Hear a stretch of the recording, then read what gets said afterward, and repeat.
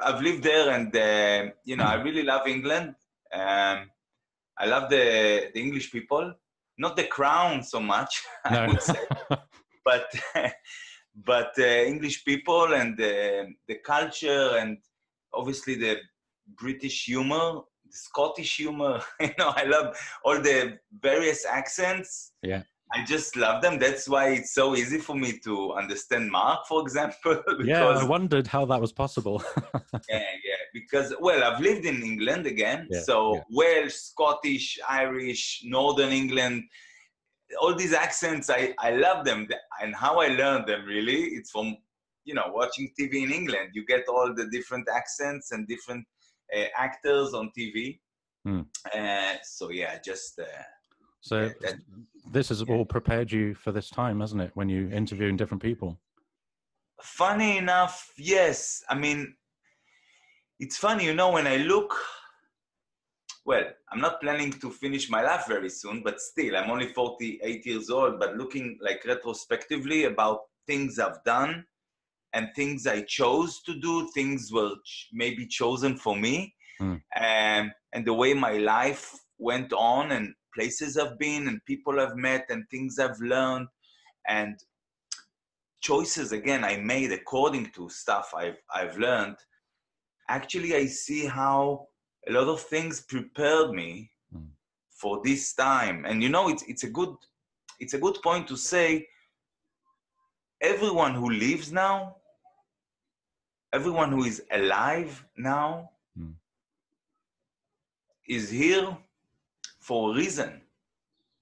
Now, it's easy for me to say it because I can say it and I don't have to prove it, you know, but just think about it. Just think about it. How, you know, we are all here to choose to fulfill something.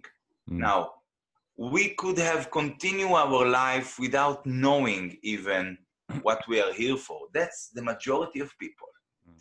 And obviously the petit bourgeois lifestyle accustomed us to a certain lifestyle, a certain way of living, a certain way of thinking and, you know, behaving within culture in a certain way that we don't have to think about who we are, where we come from, where we're going, what we are here to do. And this, you know, this shock we are all in, because it is a certain of shock doctrine that is happening now, since, you know, since the plague or the pandemic, whatever. Yeah. And we all have to face ourselves. We all have to face stuff we always pushed aside. You know, today I wanted to write something on Facebook. I haven't, so I'll say it now in English. We are here in this point and in this situation because of, sorry, I'm trying to translate the words because I had it in Hebrew. Sorry, hang on. It's all right, don't worry. Yeah.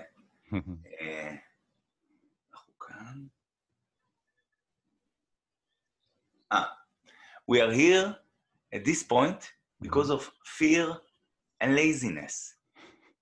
When they wanted to do biometric stuff, you know, to take our biometric and to build a biometric database, we were like, okay, I won't fight for it. I was too afraid and I was too lazy to learn what it means.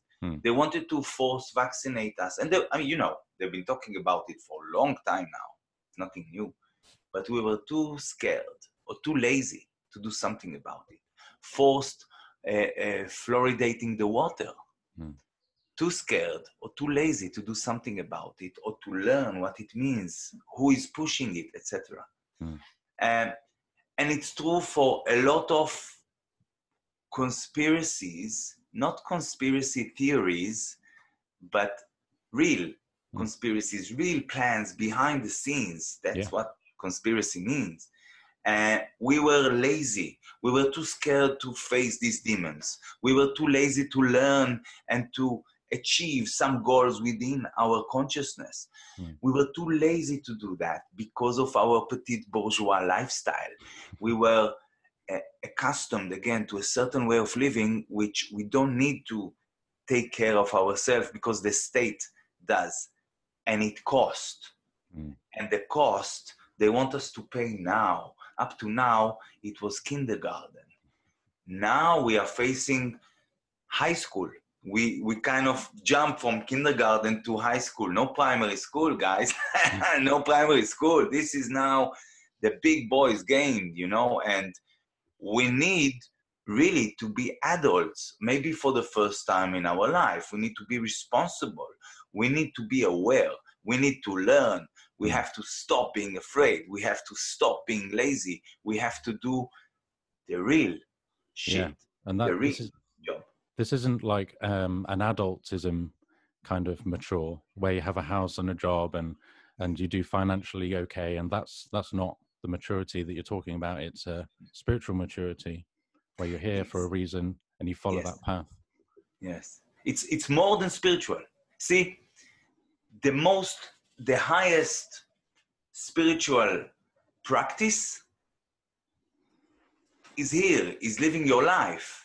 You know, look, I've been in monasteries. I've been in a cave meditating. I've been in, I've done a lot of Vipassana courses. I was sitting hours and hours and hours in a row, no stop. Really, I broke a record, I think. Sitting hours, no movement, just observing and being equanimous with all the stuff and sensations going on in my body. A lot of pain, a lot of fear, a lot of sensations going on, a lot of thoughts, a lot of mind fucks, basically. And a lot of conditioning stuck in the body.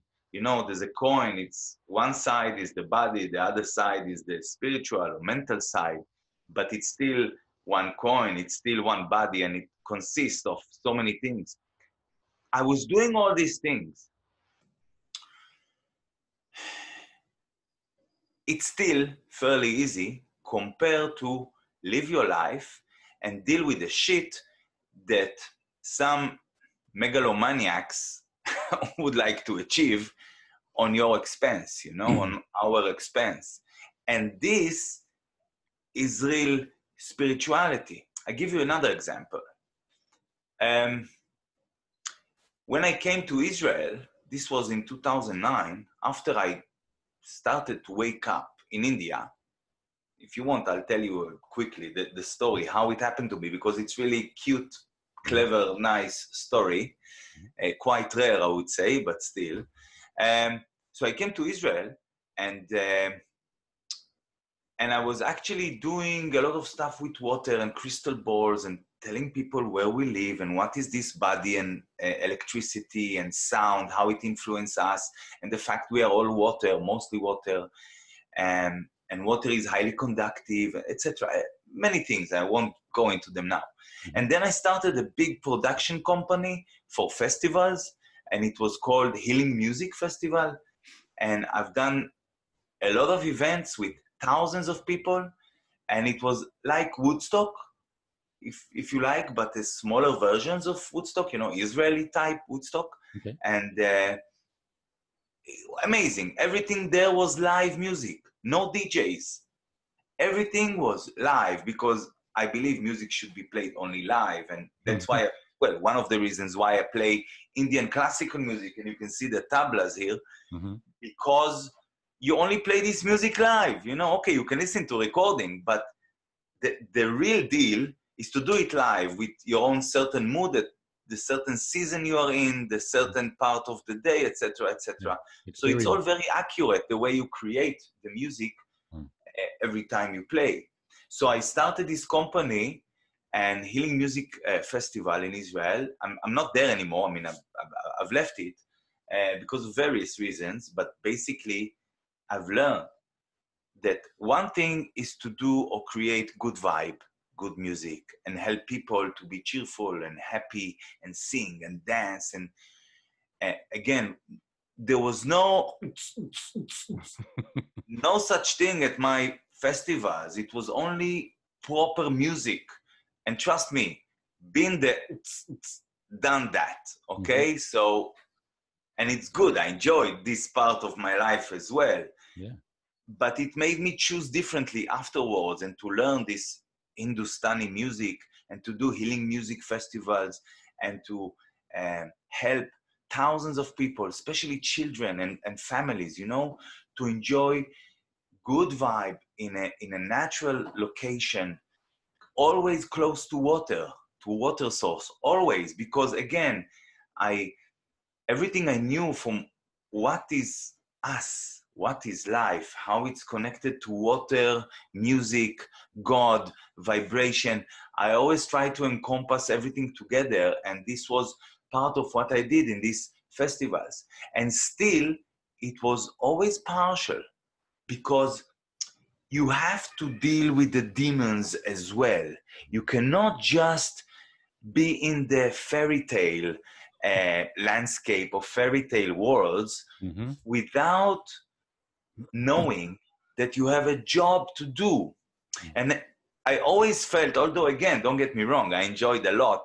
You know, I love music. I'm a good producer or coordinator or organizer or generator. You know, I'm doing it now for other reasons and for different purposes, but I'm good at what I'm doing. I know it. It's not because I'm raving about myself now. It's just part of my qualities, you know, that I'm here to share and to use them for the benefit of all of us as much as I can, obviously.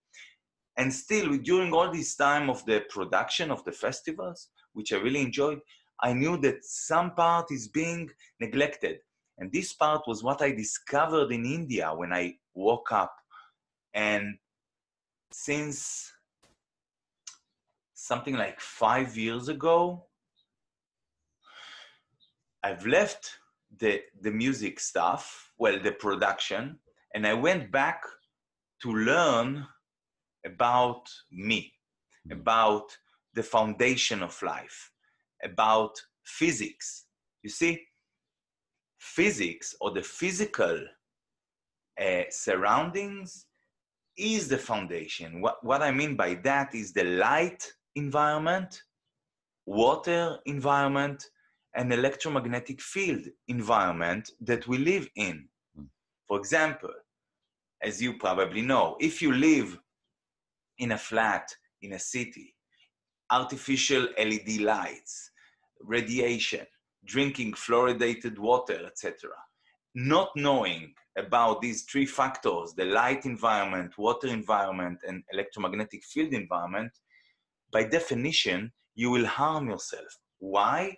Because we as creatures, not just us, all living creatures, all plants, everyone need this proper light environment, proper water environment, and proper electromagnetic field environment. When we stop having these foundations properly around us, and for us not to live outside in the sun, not to walk barefoot on the soil, or on the grass, or in the sea, to use only artificial light almost 90% of the time, to drink this fluoridated, chlorinated, whatever water, and not knowing about the dangers of EMF, we harm ourselves day in, day out, 24/7, 365 days a year. Now, this is where, with all these crises, this is where we are going now, accelerating there, because most people are quarantined, under artificial light, full of radiation. You see, it's all part of this plan. Artificial light, which we know, apart from it being a weapon, you can control behavior with flickering LED light. You know, it's so easy to understand it, really. You can control behavior and health with EMF, with electromagnetic fields. And never mind now the water environment, it's another area, we don't have to speak about it now, but most people are quarantined and they are under artificial light and the artificial electromagnetic fields, but they are not outside in the sun and in the natural electromagnetic field of the earth, which is, anyway, there's a lot of background noise now in the electromagnetic fields outside. Yes. So this is part of where to push us to, because you see those who do that, they know that we need these physics foundations to survive and to thrive, really, not just to survive, to thrive. Vitamin C, vitamin D, all, you see, all minerals are to do with electricity, are to do with light, all minerals. And it just, the moment you go outside in the sun, you stay outside, you go barefoot, you go where you have fresh spring water or sea, okay, even salt water. I mean, as long as it's living water, your body is so happy. Even if you don't see it because you're stuck on your phone, the water in the body, in each cell, they are so happy because you get the sound of water, which is really relaxing and it's really healing. It has healing effects. Yeah. When you open the tap, it's not the same. When you go outside to the sea and you hear the waves, or you hear the spring water, or any natural water source, not just for drinking, just the sound it produces, it's, you know, it's unbelievable. The stuff I know, the stuff I researched, you know, any natural any natural water sound will produce frequencies that we cannot hear, but they are sensed by the body, by the brain. It's like we cannot really feel, unless you are sensitive, we cannot feel EMF, you know, artificial EMF, also natural EMFs, if you want to go there. And still, the cells can be damaged by them. In a similar way, we cannot hear some of the sounds and some of even the light frequencies that water produce when they flow naturally, but the cells can hear them and the cells can get them. Even ultrasound is produced, and this is above 100,000 hertz, 300,000 hertz, so it's really high frequencies. Maybe dolphins can hear, maybe whales can hear, but we cannot hear them. Still, the cells can hear them.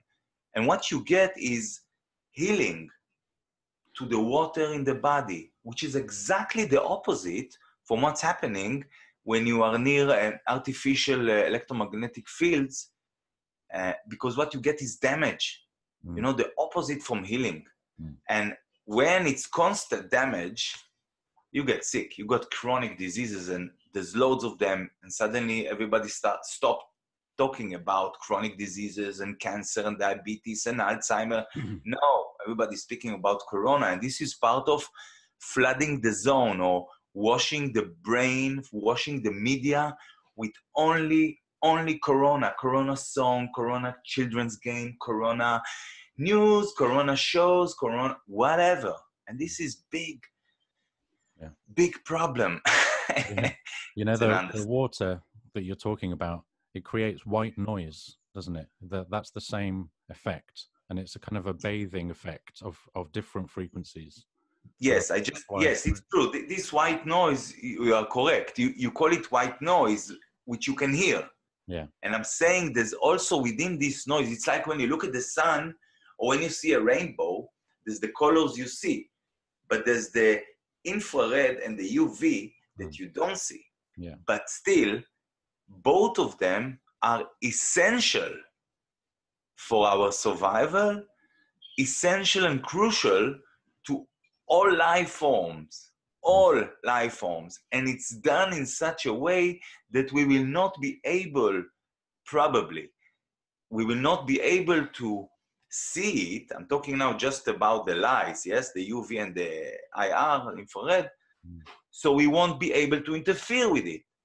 See what I mean? I mean, it's a natural process. It's a natural phenomena that happens that accommodate life on Earth and helping life to thrive. Any life, not just humans, all right? And at the same time, what's funny, what's interesting really makes you think, and I heard it first from Dr. Jack Kruse, I was going to say that actually. What? I was going to say exactly the same thing. He said, Yes, if yes, you're going to do yes, anything in your life, see the sunrise and sunset every day forever. yes. Especially the sunrise. Yeah. Especially the sunrise, because it's you are actually downloading data. Yeah. And we don't see it as such. We're not used to think of it as such, but think of it from the beginning, from the beginning of the ages. Light, when the sunrise, when the sun rose, life came about. When the sun set, it's like death, it's the fear, it's the dark, it's the unknown, etc. So Jack Kruse said, and I think he just guessed it, but I really liked it, and I pick from various fields and I connect the dots in my own little head. And funny enough, I'm not saying it from arrogance, but just from straightforward as it is. Many times the dots I'm connecting to a story is correct. And I'm like, WTF? Yeah. I'm not a prophet. I'm not that clever, to be honest. But just when you pick up the right bits of information, you can create a story that actually explains reality much better than the common explanations, mainstream explanations and all this bullshit. So Jack was saying, why can't we see infrared? Why can't we see UV light? Because they are so important to life, and we know that this is quantum physics, once we see something, we influence it. All right? So it's done in such a way that we will not be able to see these frequencies because they are so important to life. We won't be able to see them, so we won't be able to interfere with them. Very clever observation, Jack. Thank you for that. And I took it since 3 or 4 years ago. I think it's from the first time I interviewed him.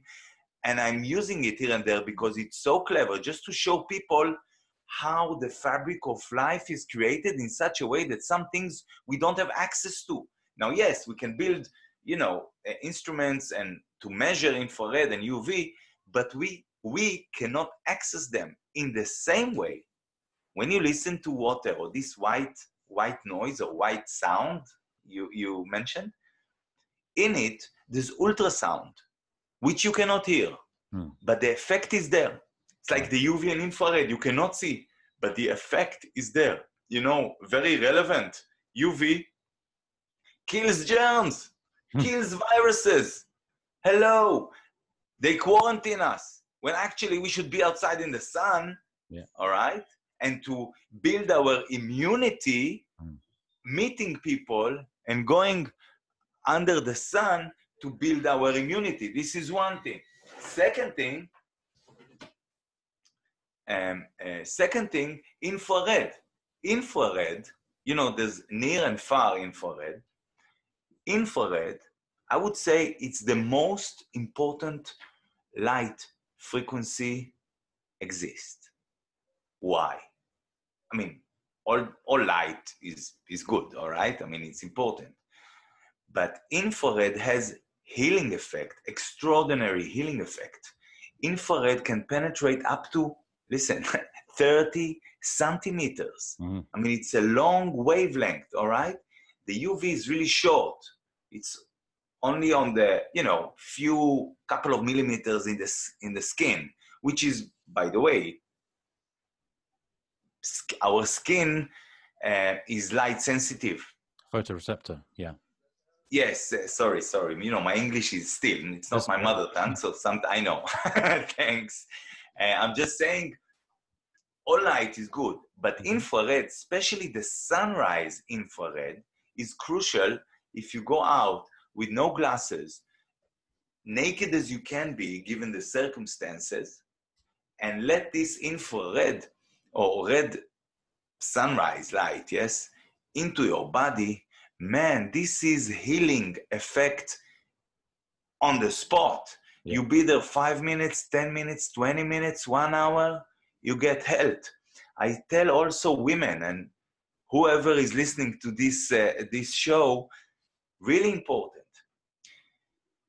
Please, women, young women, older women, when you go out in the sun, because you have, and thank God for that, you have boobs, which means the thickness of your body can be, depends your body structure, but it can be much wider than men, because of breast. You should go in the sunrise, take off your bra or your shirt, again, given the circumstances. By the way, there's also bathing suits, like bikini bathing suits, that allow something like 80% of the sun to penetrate, all right? So I have this, not for my breast, but for my underwear, but my wife has them as well. So you go in the sunrise and you let this red light of the sun, especially in the morning, to go into your body, into your breast, into your back, and very important also into the ovaries, the area just down, because it's all connected. It's all hormone glands, yes? Boobs, it's hormone glands or whatever you call them, as well as under. So you let this light penetrate because it goes 30 centimeters, up to 30 centimeters.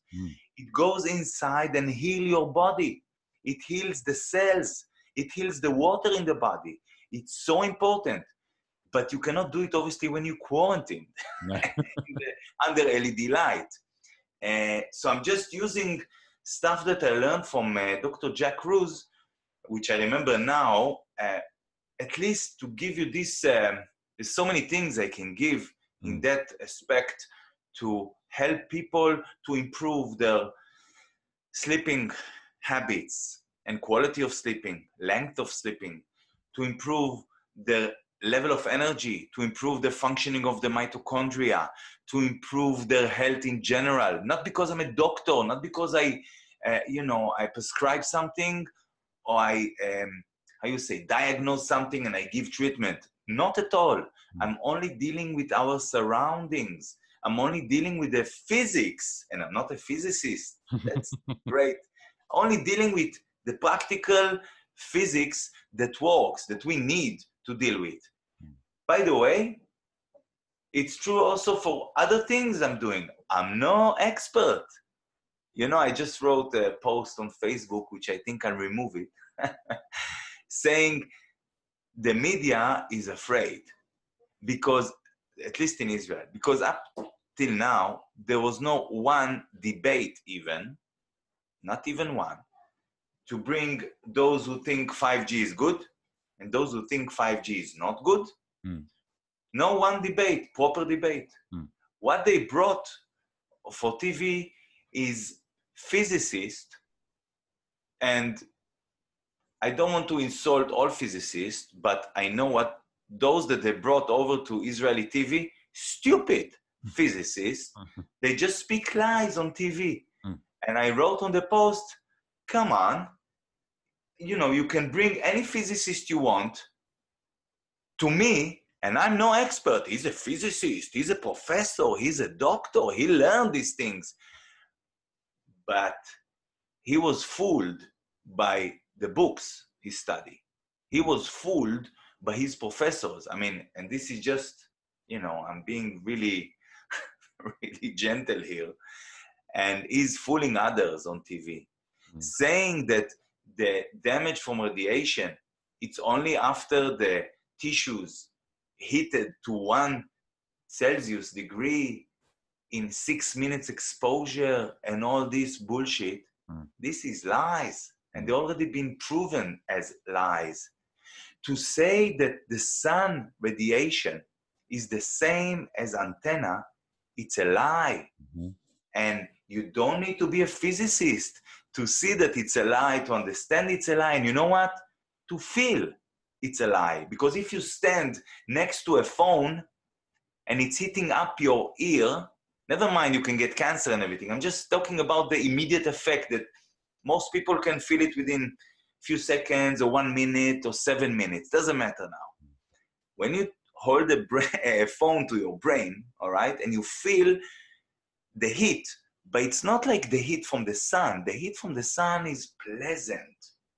This heat is burning you up from the inside, and you feel a nasty sensation. You want to hang up now, all right? Unlike when you go in the sun gives you testosterone, you know? The sun gives you good things. It helps you produce melatonin, serotonin, testosterone, a lot of things, good things. The body needs the sun. So all these physicists who go on TV and lie to the public, they get a lot of money to lie to the public, you know? I'm saying, guys, enough. Enough is enough, because we are just on the edge of the cliff. And you guys are pushing us. And, you know, prepare to be pushed back. I don't know if it will happen tomorrow, next week, next month. It will come. As I said, we are winning the war. We already won, if you want to say, but let's say we are winning the war. The only question is how many battles it's going to cost us, how many victims it's going to cost us. Yeah, and are you going to take part? That's the other question. When you're thinking about the grand story, are you going to take part in this? Because some people will choose not to. You know, as you said, that's the maturity you have to come to terms with. Yeah. When these experts come on the TV, they're usually given an angle to work on. Even the presenters, you know, or they'll create talking points where they focus on that specific point, but miss the whole picture entirely. Deliberately. Yeah, deliberately. Yeah. So, but then you think that that's been addressed. Oh, okay, that solves that. Yeah. You know, because it's been talked about. You don't read between the lines. You don't look at the fine detail, and that's where the answers are. You know, I was approached, I think 3 times now by a TV channel to come on and speak about 5G or whatever. Oh, really? Because they want to make it, you know, like yellow, like 5G and Corona. They want to mix me up in the conspiracy theory of 5G and Corona. And I'm like, I told them, listen, I will not come because I live very far and I don't want to leave my wife and son here, you know, so I will not come. But I can do it live from a video like we're doing now, but only if it's live. I don't want editing, only live. And you can bring any physicist you want, any doctor, anyone you want to face me. Shai, no expert, no doctor, no physicist. But mind you, I speak truth. And against this truth, these physicists, they cannot stand it. They will not handle it. And I can tell you also in the studio, whoever is conducting as if, the debate, he will not be able to stand it because I speak truth. So you better think wisely and you choose if you want to bring me to your studio. I mean, live on video. And on these 3 occasions, they say, okay, we'll get back to you. And they haven't, just so you know. Yeah. Well, let's say, talking about the 60 gigahertz. Now, it says that that's where it's most reactive with oxygen. So it's attenuated. So what does that mean, that oxygen is actually withdrawn from the air? Is that what's actually happening? No. Well, look, again, I'm no expert. It's not fair for me to answer this question even. I'm saying it in advance so people don't think that I'm an authority on this field or some other field. I'm not. Yeah. All right? I'm telling you, but also the viewers, the listeners, because it's important to say I'm no physicist, I'm no doctor, I'm no biologist. I have no knowledge or even deep knowledge or knowledge in that field. Still, I can tell you that from various papers I've read, the emphasis, see, that's how it's being displayed to us when we read, and you have to read between the lines. The emphasis is actually on the frequency, not on the oxygen. What I mean, it says that the 60 gigahertz. That's actually a band, isn't it? It's 57 to 66. Yes. Yeah, it's like a Yes, band. That's considered 60. It's true. It's true. It's 57 giga to 66 or 65 point something gigahertz. Yeah. And that's the band, and we call it 60. Yes. Yeah, that's it. And what they say actually that the oxygen, listen, it's just the way it's been written, the answer is already there for a very sharp mind, or just sharp, not very even. That oxygen may interfere with broadcasting this frequency. Hello. It's like the guy who wrote it is the guy who developed the Y gig. And he's only concerning whether the frequency will go through or not. What will disturb the frequency to go through and to fulfill the purpose it's there for, or what will help it to go through and to fulfill the purpose it's there for. Yeah. It's not a research about the effect on oxygen of this frequency. It's like saying oxygen interfere with the frequency. Hello. But I would say that my interest is whether if I can breathe with this frequency or not, if I can stay alive with this frequency or not. I don't care about the frequency. But the research is only showing that the frequency will be disturbed by the oxygen. Okay? This is first thing you need to be aware to the way it's written, the way it's been put in words. It's actually saying that the frequency will be disturbed, not the oxygen. But obviously there's a link, because even they wrote that there is a link between 60 gigahertz and oxygen absorption. Yeah. Now, from what I understand, again, not being an expert, it's really important for me to say it, because if you can go, anyone who listens or sees this, you can go online. Better to go probably on the darknet, you find more things. And I give you, hang on, I give you a website. Actually, Mark Passio was saying this website earlier. Okay. The website is libgen.is. It's from Iceland, all right? Okay. Libgen, it's LIBGEN.is. Yeah. Now, this is Library Genesis, if you want, okay? .is, which is Iceland. And Mark Passio was referring to this website, which actually, it's like an intro to the dark web. Now, the dark web is not just conspiracies and stuff. It just is not being monitored by the search engines. Yeah.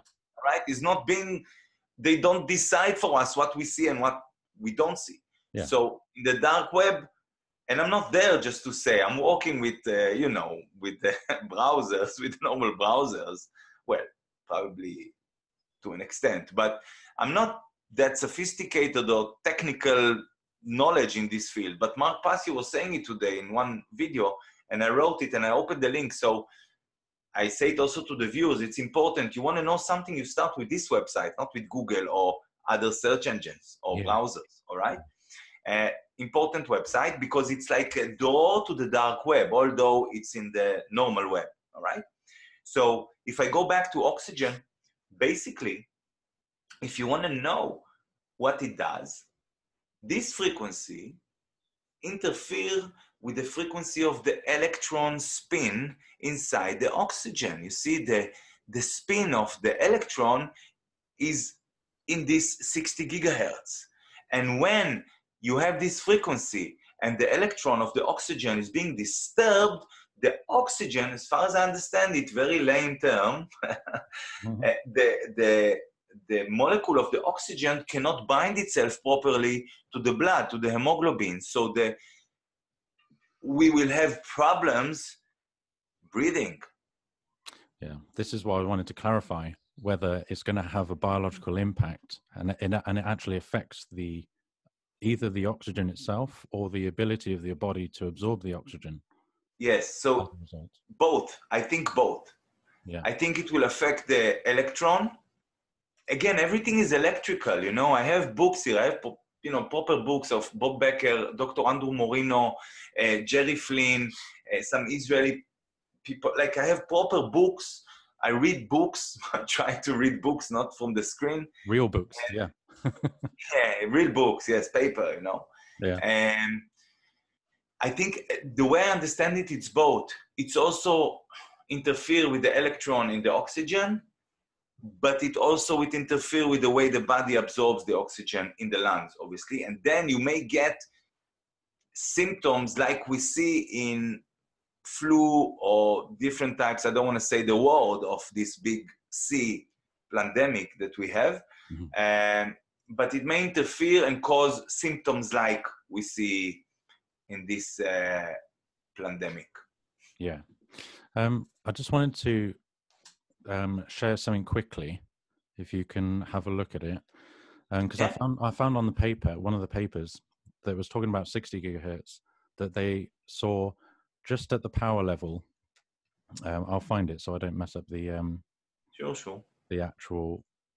That's it. Yeah. So if I share this one, state of knowledge.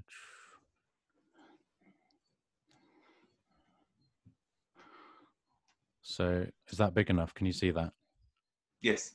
So yeah, it says for biological effects have been observed with power flux densities of above 5 milliwatts per centimeter squared. And that's, you know, I checked that on my meter, and I've got this acoustometer here, you know, and that is 50,000 microwatts per meter squared. And then when the FCC and the ICNIRP have their limits, that's 10 million.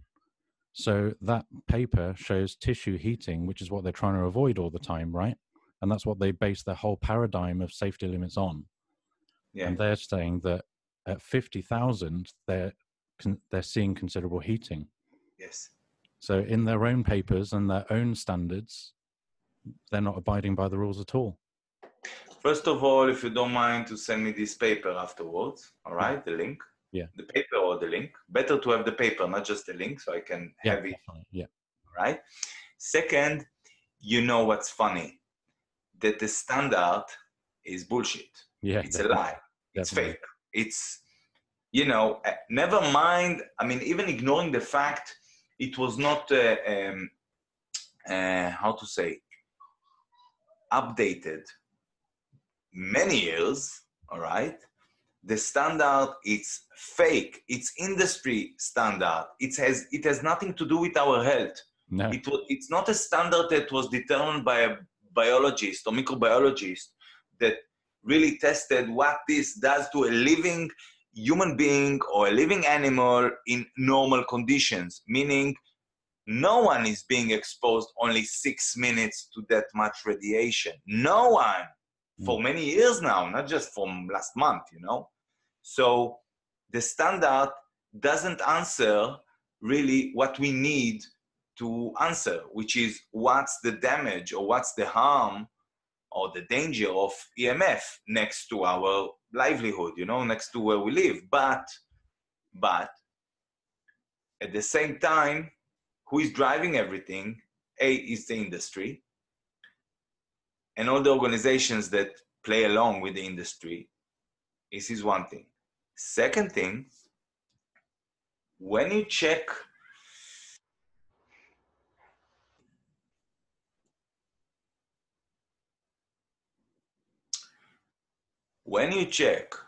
what Barry Trower is saying in numerous talks based on papers, based on experiments, based on actual results, based on court cases that he won,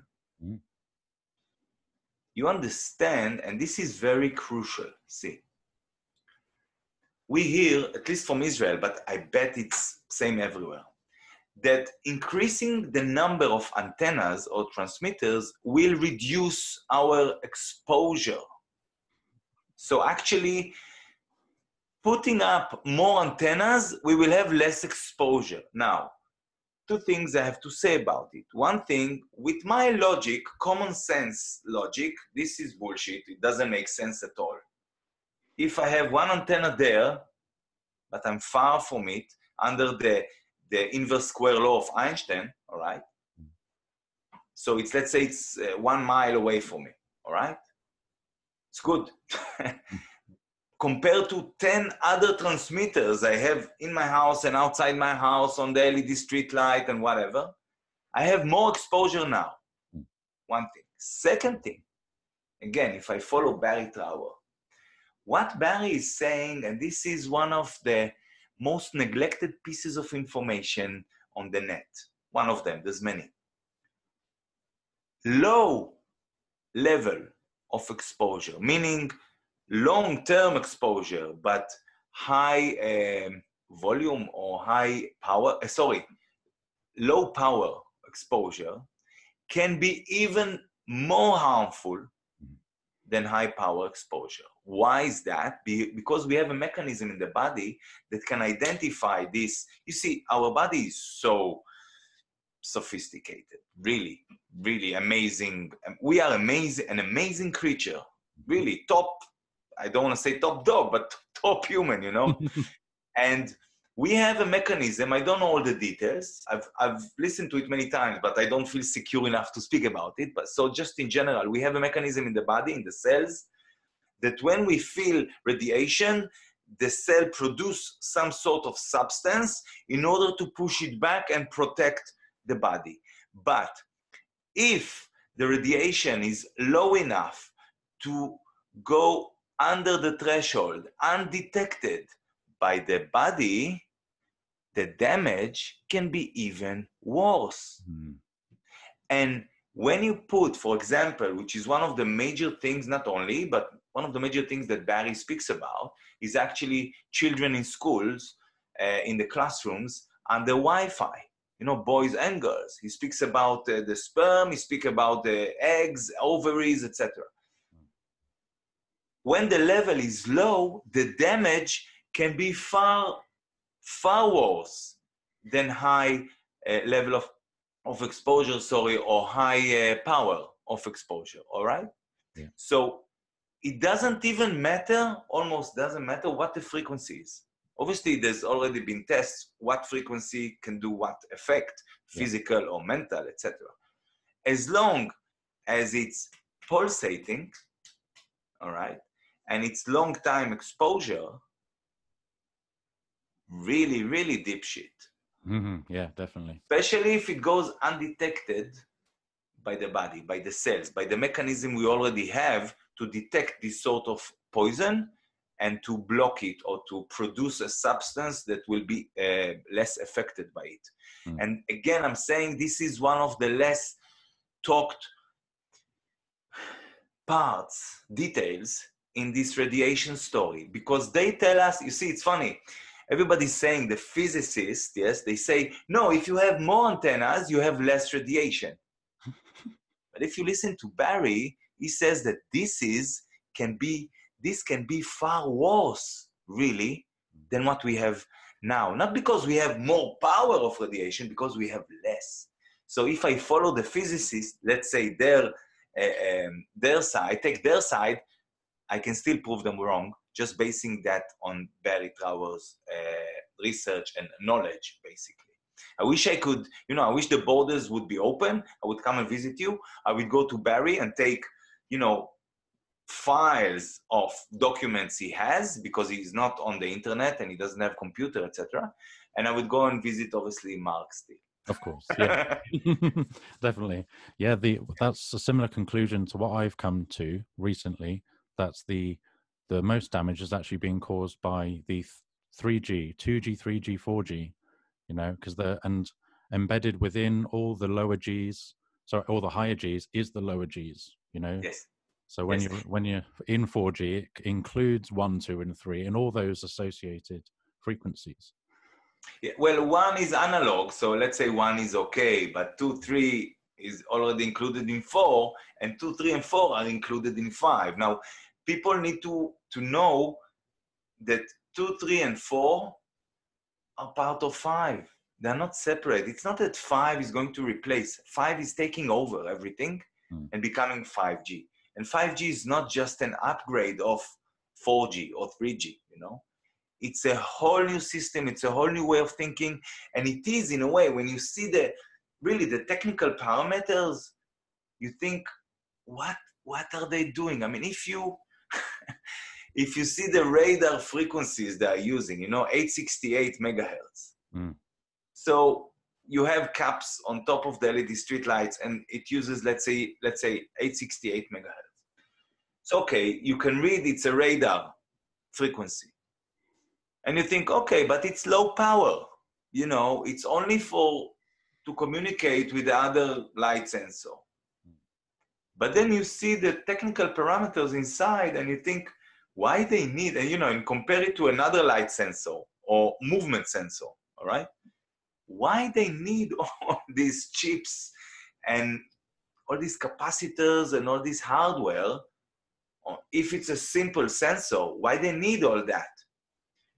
And then you understand that maybe what we are dealing with here, and this is something that most people, including me, by the way, I still don't fully understand because I'm not coming from this field. And again, I'm not an expert. But most people also find it difficult to, never mind to understand, but to grasp even, you know? And what I mean is that, see, if I give you a gun, you know it's a gun, right? Let's say it's a machine gun, all right? So you see it's a machine gun because you know what it looks like, you know what it's here to do. But if I break it down to its bits and pieces, and I give you each bit, you know, and you think, what's that? It's a piece of metal. This is another piece of metal. This is another piece of metal. What is it? You don't know what it is, especially if you're not from the field, yes? I'm talking about just people like me and you. So you see different parts of metals. You don't know it's a gun. You don't know you can, within 30 seconds, you can make a machine gun out of it, you know? But you see parts and you think, this may be for that, this may be for something else, etc. In the same way, this is 5G. Now, some of it they tell us, but they don't say it's a weapon system. This is stuff that Mark has been saying, and unfortunate for all of us, not many people are saying, because we need more people to identify it and speak about it. Anyway, so you have the LED streetlights, which the lights themselves, they are poisonous, all right? Like really nasty poison. It's the flicker, it's blinding, it causes cancer, reduce melatonin, and it's all been proven, right? Now, we don't know, and by the way, there's no diffusers. Like if you buy an LED bulb for your house, there's a diffuser, right? Yeah. You don't see the source. Here, it's all, you see the source and it's actually beamed into your car as well. Yes, and it's pinching your eyes. I mean, unless you're using your glasses, I see they have some yellow shade for the daytime, right? Yeah. Thank you, Jack Cruz, again. Yes, exactly. So I use daytime, I use software, right? And although glasses are better, but it's more tricky for me with prescription. You see, I have, for example, just show you, just jump to another subject. Yeah, fine. But I have these, right? So, but they block like 100%, but it's only for nighttime. Otherwise, I send a different signal to my brain that now it's nighttime. So I should use what you're using, but I need, you know, prescription and it's more tricky. So I didn't do it yet. Nighttime, I'm using the software, the application, but also just glasses, what I just put, or these ones, you know, the cheap ones. But basically, so you have the LED light, they can put a camera inside and you don't know it's there. Agreed? Mm-hmm. And you sometimes that, very small. What? Sometimes that isn't even mentioned in the product specifications. Exactly. But we can agree there's space. There's enough space to put a small camera there. Yeah. Maybe other sensors, just a sensor, not the whole hardware that comes with it, just a sensor. All right. Now they put an 868 megahertz radar. Let's say it's low voltage. But this 868 megahertz can actually scan your home when you read what he does, and Mark is calling it urban radar. Because, see, in Israel, I mean, fair point to say, I'm ashamed. I'm ashamed that so many Israeli companies have developed so many new weapon systems that have been used against criminals, terrorists, etc. But now they're going to be used against us. And I'm not talking just Israelis or Jews, or against all of us. So I'm ashamed. I'm deeply, deeply ashamed. I love Israel. I love the land. I love the people. I'm ashamed that we are a weapon manufacturer. And thanks to all these systems, hardware and software that was produced by startup nation, we are all going to eat shit in the next few months and years. Yeah. So I just wanted to point this out, just to straighten things up. Again, it's not to say all Israel is bad, all Israelis are bad. Not at all. Great people in Israel. Amazing people. But you cannot make money out of people suffering. It's not the right way. Anyway, I just wanted to say this thing because it's important. Now, Israel has been involved because of whatever, I don't want to go there, has been involved in producing and innovating and inventing systems that can help the army to target specific flats or people within a flat, within a building, because they don't want to cause more civilian casualties, etc., etc., which is good enough reasons, all right? I mean, if you talk about war, so there's a nasty war and there's a better moral war, if I can say something like that. So I can definitely see the link between urban radar for fighting within urban areas and identifying a target within a certain flat, within a certain building, and taking only this flat down, or taking only this group of people down, because I can see through the walls and I can see what they see and I can hear what they speak about, just thanks to this piece of hardware and software. Now this piece is being put every few meters in the streets of so many countries, next to so many bedrooms and living rooms and children's rooms. And, you know, I want to cry now, man. You know, I really want to cry now, because I know what 5G is. And since day one, when I realized, see, when I saw Mark in Sacha Stone film, I sensed, see, what happened. I researched a lot of stuff in the last, 11 years or 12 years or so, all right? So I accumulated a lot of knowledge and information about the hidden nature of reality. When I listened to Mark in this film, I was like, he knows. Not because he knows how to speak. I sense something in me, the intuition knows to identify truth. And I contacted him. You see, this is very quickly I'm saying, I contacted him, but I didn't take his stuff for granted. I wanted to verify. So he sent me a link to his patents that he manufactured, because he said he has patents, you know. Yeah. So I wanted to check, who is he? What patents he has? I remember your first talk with him about the patents. He sent them to you, yeah. Yes. So he sent me the patents. I contacted the lawyer in London.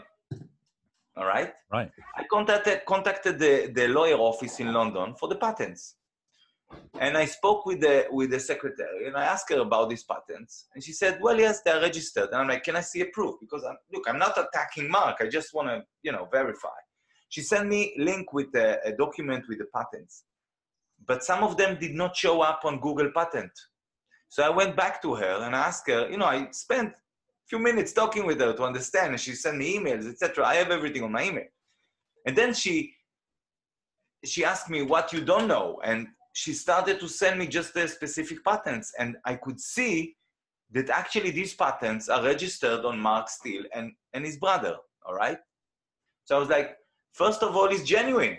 I mean, never mind now what he says about 5G, but what he says about that is real, it's for real. He has registered patents on his name. This is one thing to start with, that's good.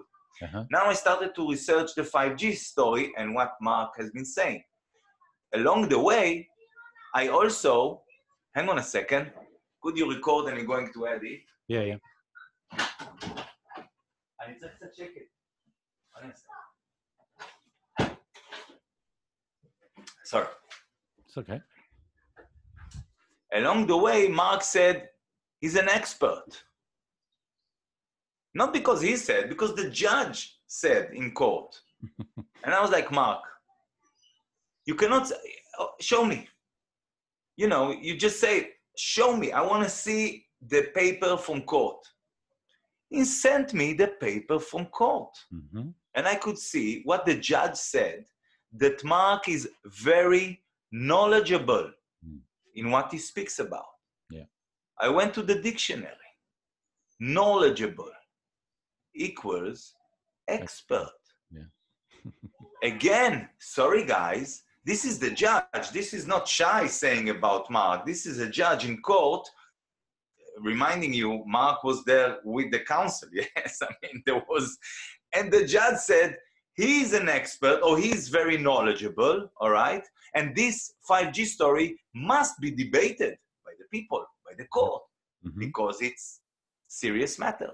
So if I go back to the weapon system, I started to learn from Mark what we're talking about, and I'm still learning, man. I need you to understand, because neither of us, I guess, we don't come from this field. I have to learn. I have to know what I'm talking about before I talk about it. So you have the LED streetlights with urban radar, which probably was developed in the battlefield, all right, knowing how it's working. And you have, obviously, the lights. You have the microcells, which produce beam forming. They have capabilities of beam forming and phased array. And this is, again, it comes from the battlefield, and you have not just Mark talking about it, you have websites, you have Barry Trower, you have Jerry Flynn. I mean, you have proper army people talking about that. I guess their advantage is that they are retired, so they can speak about it. And mind you, I don't know if you see, some things Barry is being asked, and he's not answering straightforward because some things he cannot say. But from his answer, you understand what he's not saying is actually the answer. You know what I mean? Very, very clever. I really love Barry because he puts the information out in a very calm manner and very accurate. And it's always based on papers, documents, facts, research in the army.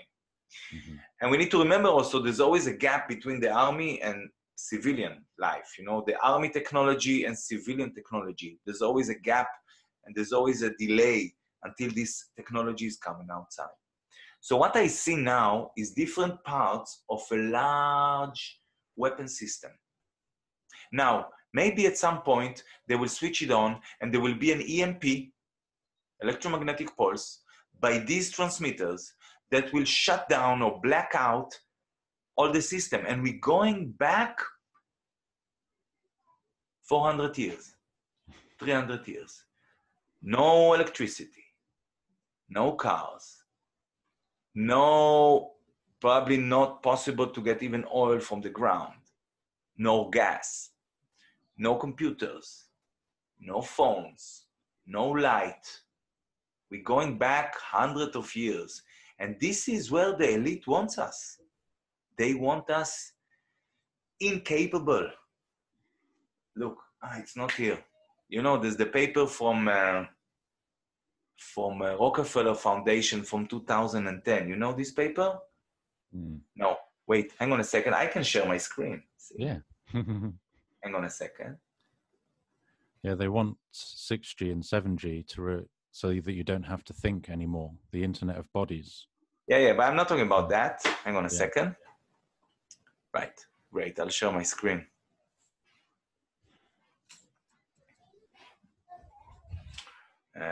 Share. Here we go. So, you know this paper? No, actually, I've not read it. This is cool. Look, scenarios for the future of technology and international development. Yeah. The Rockefeller Foundation, right? Global Business Network. Now, page 2, you see May 2010. Yeah? Yeah. Content. I just want you to see here. Page 18. Yeah. Lockstep. All right. Sounds good. Yes. So I send you the paper afterwards if you want. Yeah, please. Sure. I remind you, it's from 2010. It was written. It was published. Sorry. Yeah, 11 years ago. It was written much earlier. All right. Yeah. So this is the lockstep part. You see the picture. I'll increase. Yeah. Sorry. You see the picture. Cameras. You see, you know this from your street now, yeah? Yeah, in the last 2 months, I've seen horrible structures like that with many cameras on.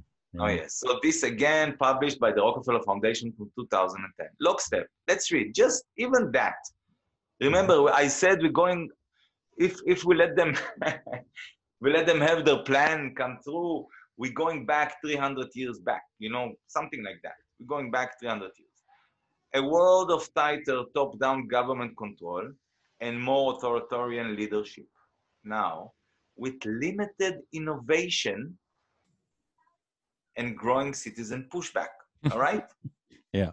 Limited innovation, man. You will not have electricity, you will not have computer. Of course, you will be very limited. But they don't say it as is here. And growing citizen pushback. Now, let's go to the next. I'm not going to read everything. I'm just going to show you. You will have this document. You can publish anything you want from it. I just want to show you this. Now, it was written as if about the Ebola. Yeah. I mean, every few years they try to convince us that there's this Ebola, there's swine flu, there's SARS, there's a plague coming, etc., etc. Yeah, exactly. So, yes. So let me just do this. Oops. Okay. During the pandemic, national leaders around the world flexed their authority and imposed airtight rules and restrictions. Now, from the mandatory wearing of face masks to body temperature checks at the entries to communal spaces like train stations and supermarkets. Hello? You with me on that? Yeah, definitely.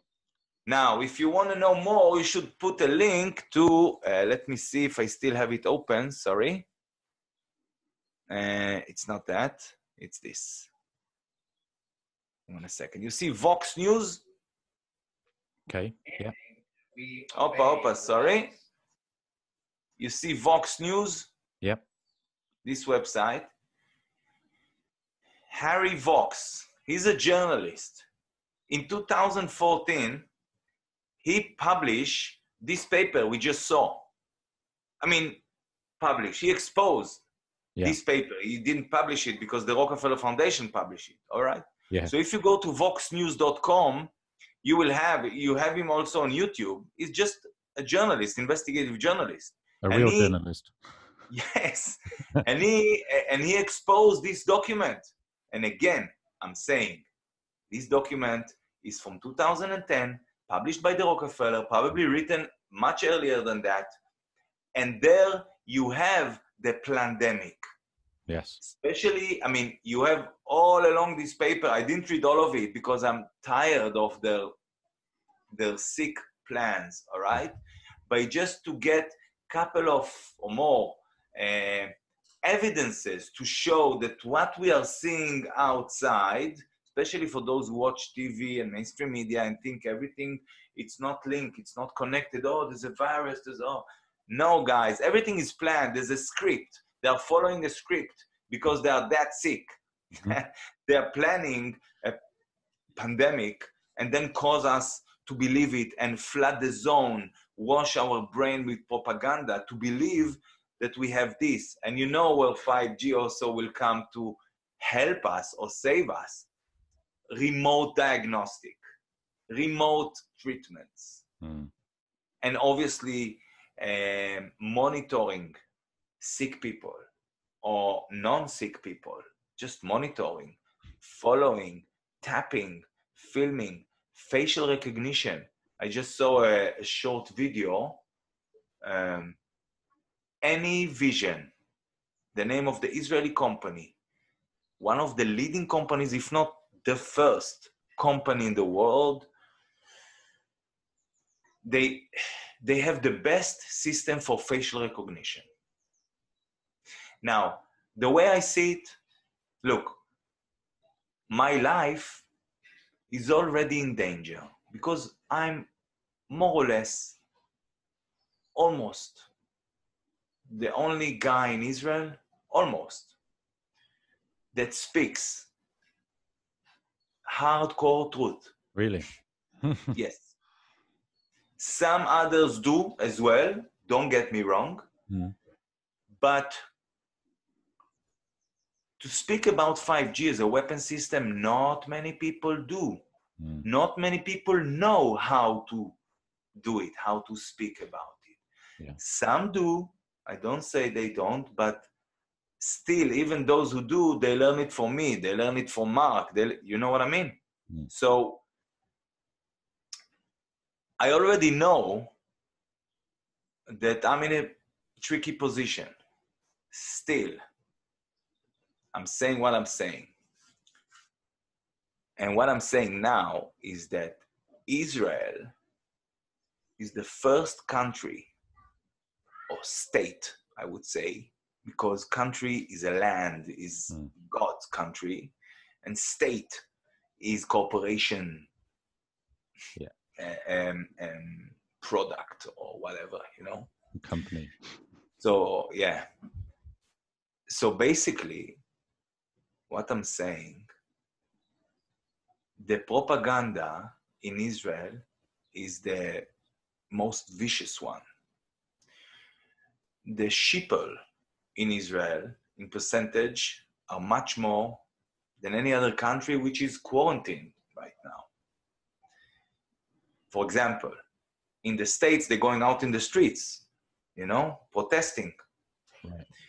In England, they're taking down masks, right? Mm-hmm. In Israel, no protests. No. The only LED streetlights that was taken down, the guy who only filmed it, is threatened by 15 years in prison. So just so you understand the level of intimidation is being put here on the people. The propaganda from the news, I'm telling you, is hardcore. More than any, you hardly get any other voices. Hardly. And if you do, it's just to serve the purpose. You know what I mean?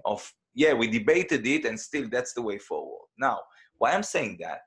Because the way I see it, and it's only my point of view, it's only my opinion. See, I'm an Israeli. I speak a lot with my hands, also when I interview people. Yeah. The way I see it, the main deal here now, I mean, we all know it's a business. Doesn't matter how many people die. For them, it's a business. Is to showcase Israeli technologies in this coming year, let's say. Facial recognition, cameras, following people, tracking people, treating, diagnosing, etc., whatever, all the levels and all the aspects of what is being deployed now is going to be a case study for the world. And once they all see, facial recognition software and the cameras, the hardware and the software that Israel use is good, let's buy it too. Let's have this too. So this is, again, it's a business to sell this software and hardware, these technologies, to 200 countries, 180 countries, doesn't matter now the number. Everyone will want that.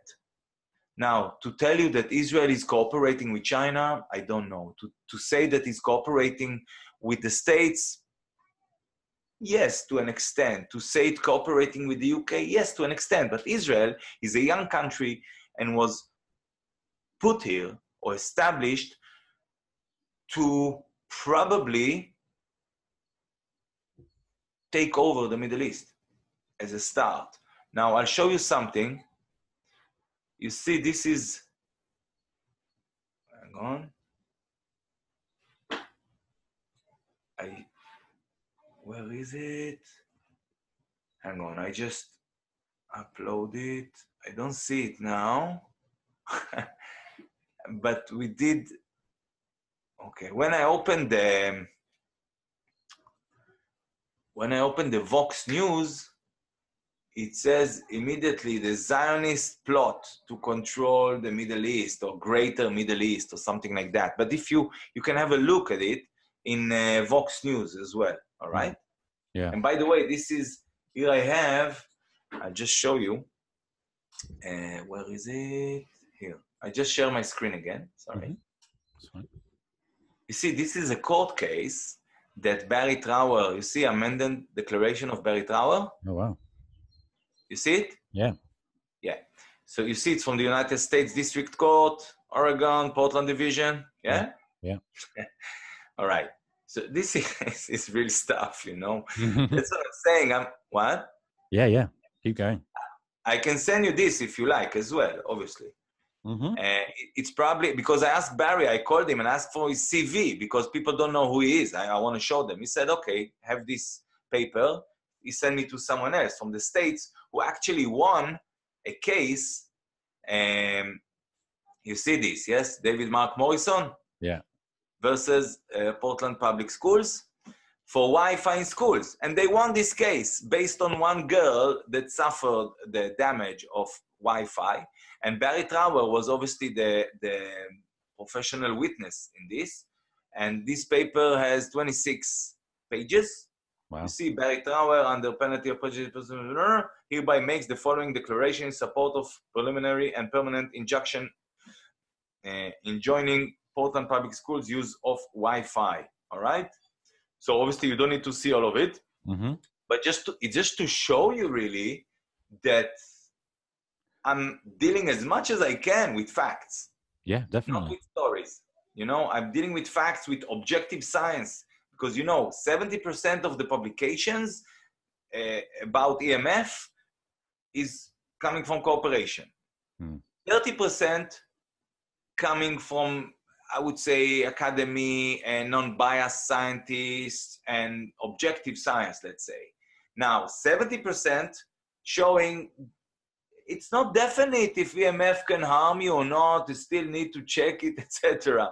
And 30% showing, listen, there's definite damage, you better do something now and stop it. So the people need to know, to become aware about that and know that this is what's happening. If it will happen or when it will happen, I don't know. I hope as soon as we can. Yeah, it's funny how I typed in Barry Trower's name. I mean, I know who he is. I've seen his videos and really respect him. And I've seen his big interview with Mark Steele and stuff.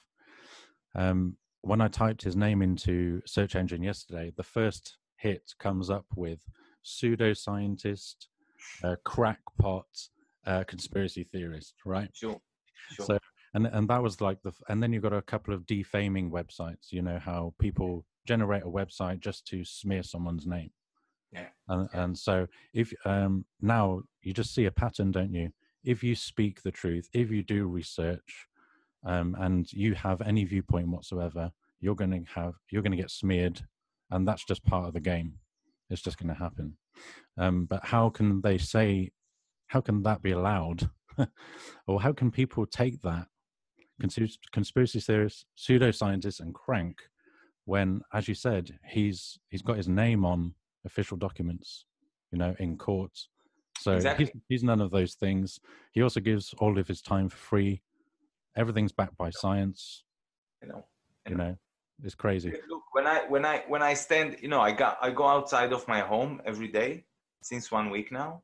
Today, no, today I'm off, but Mm-hmm. from 4 o'clock in the afternoon to until the sunset, more or less, standing. So I'm standing with signs, and I take some books and signs, and people ask me, "Wow, what do you protest against?" And I'm like, I'm not protesting against anything.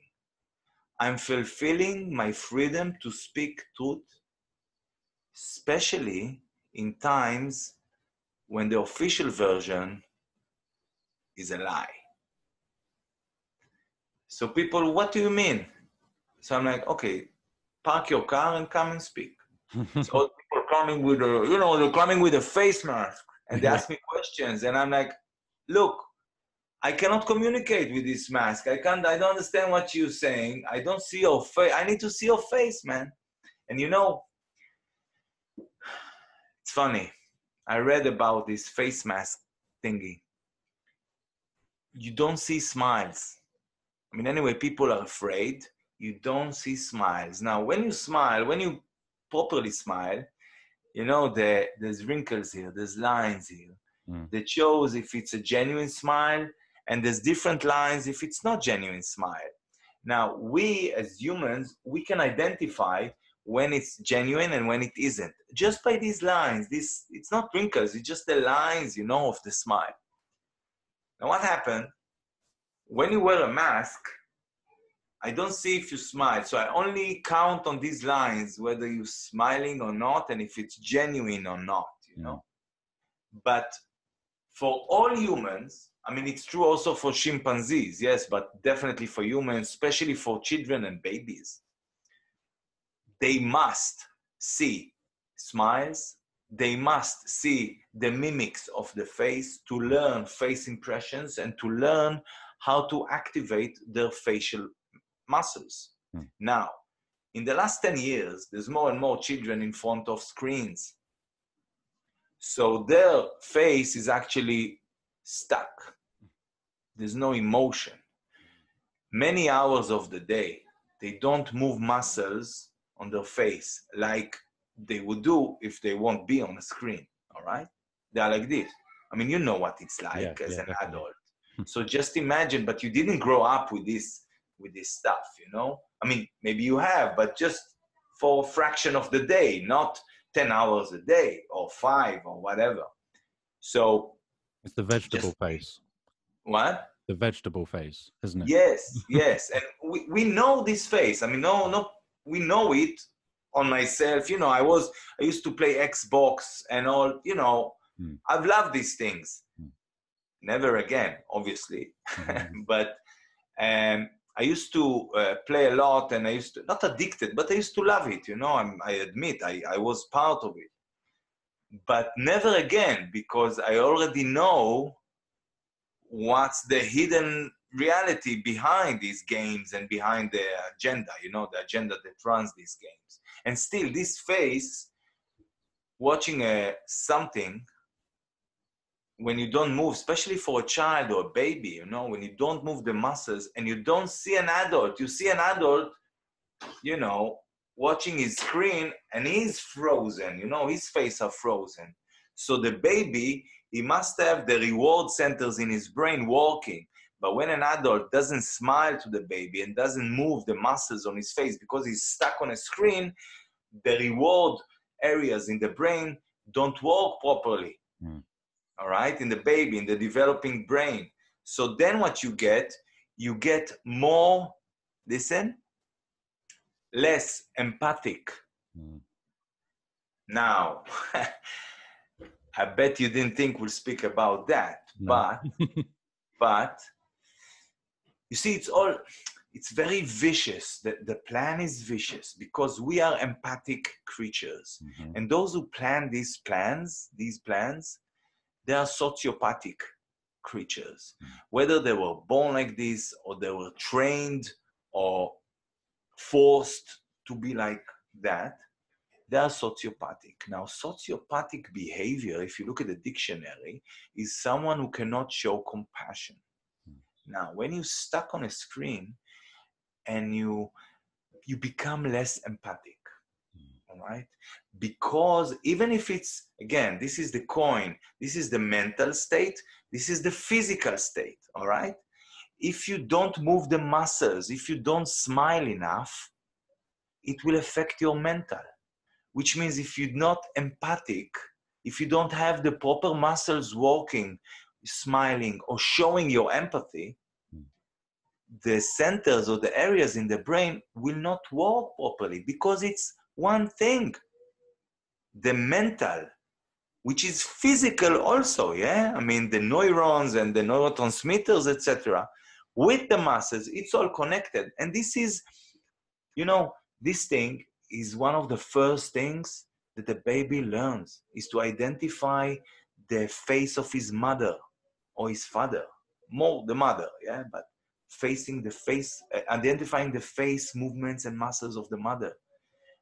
And when he has this less and less, and now it's even with a mask, this is making children, I don't want to say sociopathic, but less empathic.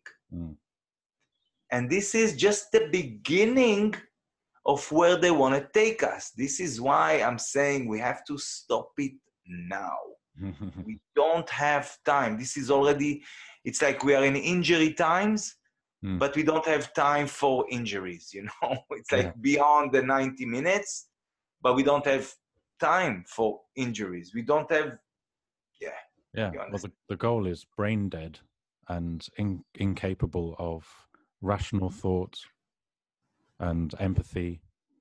And it's an automaton kind of thing. It's more than that. You know, I saw a couple of days ago, I don't know if you saw this video, you should. 2 Irish lawyers came out from Ireland High Court. Have you seen this? No. Really important, really, really important to see. Now, in Ireland, just so you know, and the viewers, there's no, basically your body is your own property. You cannot force vaccinate anyone, all right? Although they put a lot of fluoride in the water, you cannot force vaccinate anyone. Now, they want to change it. So these 2 lawyers, I think it was the 5th time I don't remember exactly, I think it was the 5th time they appear in court. And their objection, or whatever, something like that, it was not withdrawn, it was basically the court didn't accept their objection, all right? They came out from the court. You see them standing in the court building, which, again, what they say, I cannot say what they say, but just the idea, just the seed of it. They said, this building is ours. Yeah. All the courts are ours. All this land is ours. The politicians, the governments of Ireland already sold and privatized all of Ireland. Now they want to sell our children. Why I'm saying that? Because this, you need to understand, not just you, the viewers, so crucial. This is the deal. They want to get their hands on the children, on the babies, on the kids, girls, boys, everyone. This is their goal. This is what they aim for. This is what they strive for and plan all their plans and build all their, you know, nasty corporations and laws and regulations just to take the children, just to take control of the children. Now, it's a long plan for the state to take over the children, you know, to take over from their parents. But this is now, they shift gears, because under the cover of this pandemic, basically, they want to force vaccinate, etc., etc. I don't want to go there too much, but basically, this thing has to be stopped now. Yes, I agree with that. Yeah. The sociopaths definitely like to capitalize on your empathy, though, because while you care about other people's well-being, and therefore, if you don't know about vaccines, you think, oh, I want to protect others. Sure. So therefore, they're capitalizing on the way that you feel like that to go along with their agenda. And the same with the coronavirus thing and the wearing of the masks. That's capitalizing on your empathy again, but again, it's not actually helping anyone. In fact, it's hurting people. Yes. By not speaking freely and covering your face up. Some people won't even look at me as I'm going past them, and they're more than 2 meters away, and I'm there with no mask, smiling, walking around, and they go in the bush, as I'm going past them in a lane, and they don't look, and they turn the other way, thinking this is just crazy, right? What are you doing? There's also, it drives me crazy when I see people on their own, in their own car with a mask. And I'm like, are you afraid to, why you have a mask? You're on your own in the car. What, will you infect yourself by breathing? And what's going on in your head when you put this mask on your own in the car? Yeah. And this is the level of ignorance. And I don't want to say stupidity, so I'll just stick to ignorance. But this is what TV and the mainstream media and all this fake, story, and this is what it's causing people. Out of fear, out of ignorance, they choose to believe the narrative. Yeah. And that's, again, it's another reason why we have to wake up really quickly, because as time progress and the story stays, I told this also today I wrote about this, the more we progress and the story stays, we forget what was before. See, radiation, LED screens and outside damage the memory. Now, when you brainwash people with a story, and all the school and learning is now remotely done, which also, it's another thing that, what's his name, promoting, from the BGs, the William, the husband of Melinda. When the story progress and we don't stop it, basically, we will start to forget what was before. And as more people get accustomed to it, the children, again, they are growing into a reality with a fake story that took over all the other stories. It's like 5G. 5G is taking over everything else that was before. This story is taking over of everything that was before. Science, myths, tradition, songs, music, stories, everything you can think of, it will take over it if you won't stop it. And because of memory issues to do with radiation and screens, I'm telling you, people will forget what was in the past. They will forget mathematics. They will forget how to speak, how to spell, the basics. Yeah. And you combine this with no electricity, no computer, no knowledge-based stuff, we are going into the dark ages. And this is real. This is serious. I'm not saying we'll get there, but I'm saying this is their plan. They are very serious with their plans, and trust me or trust them, they run all these plans in some sort of artificial intelligence computer that run all the possibilities and all the scripts possible and all the avenues and all the sub-scenarios, etc., to know what can come each moment from each scenario. So still, it doesn't mean they will win, because God is on our side and truth is on our side, and we are the Although we are very expected, like our behavior, you can expect it, we can still cause a lot of surprise. And that's what we need to count on, and that's what we need to use in order to win this challenge we have in front of us. Yeah, the memory thing is one part of it. They also, they know about this as well. That's why the agendas come out every 10 years. They're working in cycles of kind of generational cycles, you know. So the people born at the time of 2030 agenda will have that ingrained in them, and so on. So exactly, it really works like that. So I think it's important for people to read all of them. Or, as you said earlier, it really gets depressing after a while.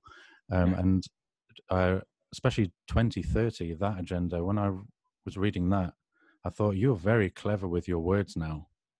You know, you make it sound so pretty, this lovely life that you're trying to paint. And me, knowing what I know, I can read between all of your lines. I can see all your double speak. Agree. Still, I don't speak about 2030 for one reason.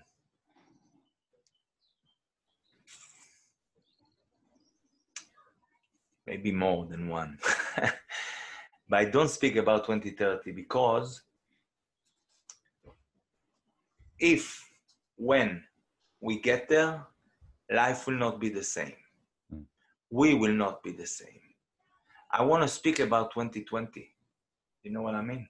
Because the time to change, we need to shift the time line that they created from 2020 to 2030. We need to shift it to 2020, 2021, 2022, to normal life, and to conquer and to win this every day, every week, every month, to win this. If we speak about 2030, we fall into their timeline, which I don't want to go there. Listen, 2030, you and me, if we get there, we will not be you and me. We will be connected to a neural link in a hive computer mind. Probably I will not get there because I will fight not to get there. And I may lose my life by doing so, which I'm ready for it.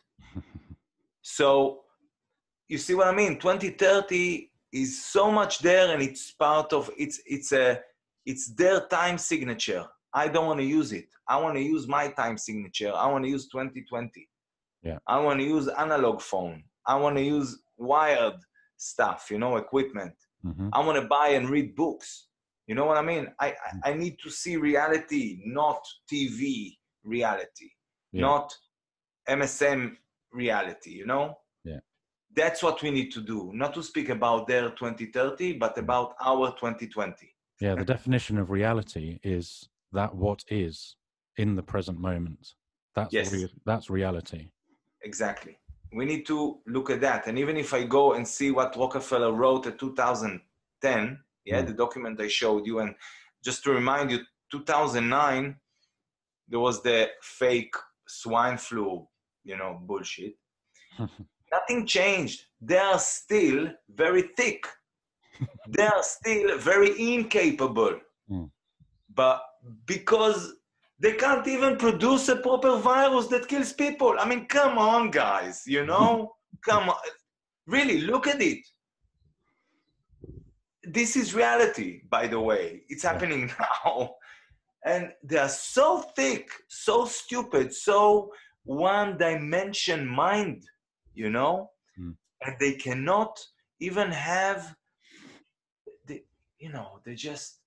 so incapable from what I see. Still, they are good at telling stories again and again and again until people just believe them. That's it. That's it. They're good in telling stories. They control the telling stories or the storytelling channels.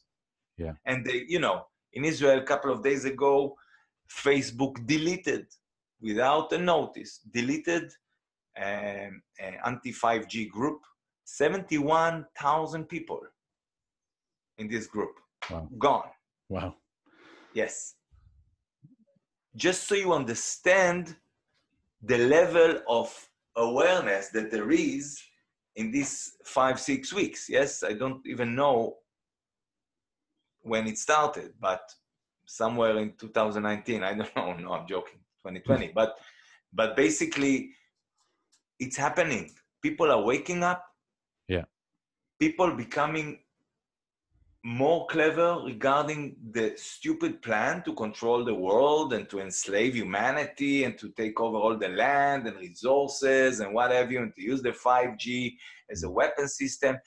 This is so, look, whoever is doing that, he's, you know, thick is not the right word here.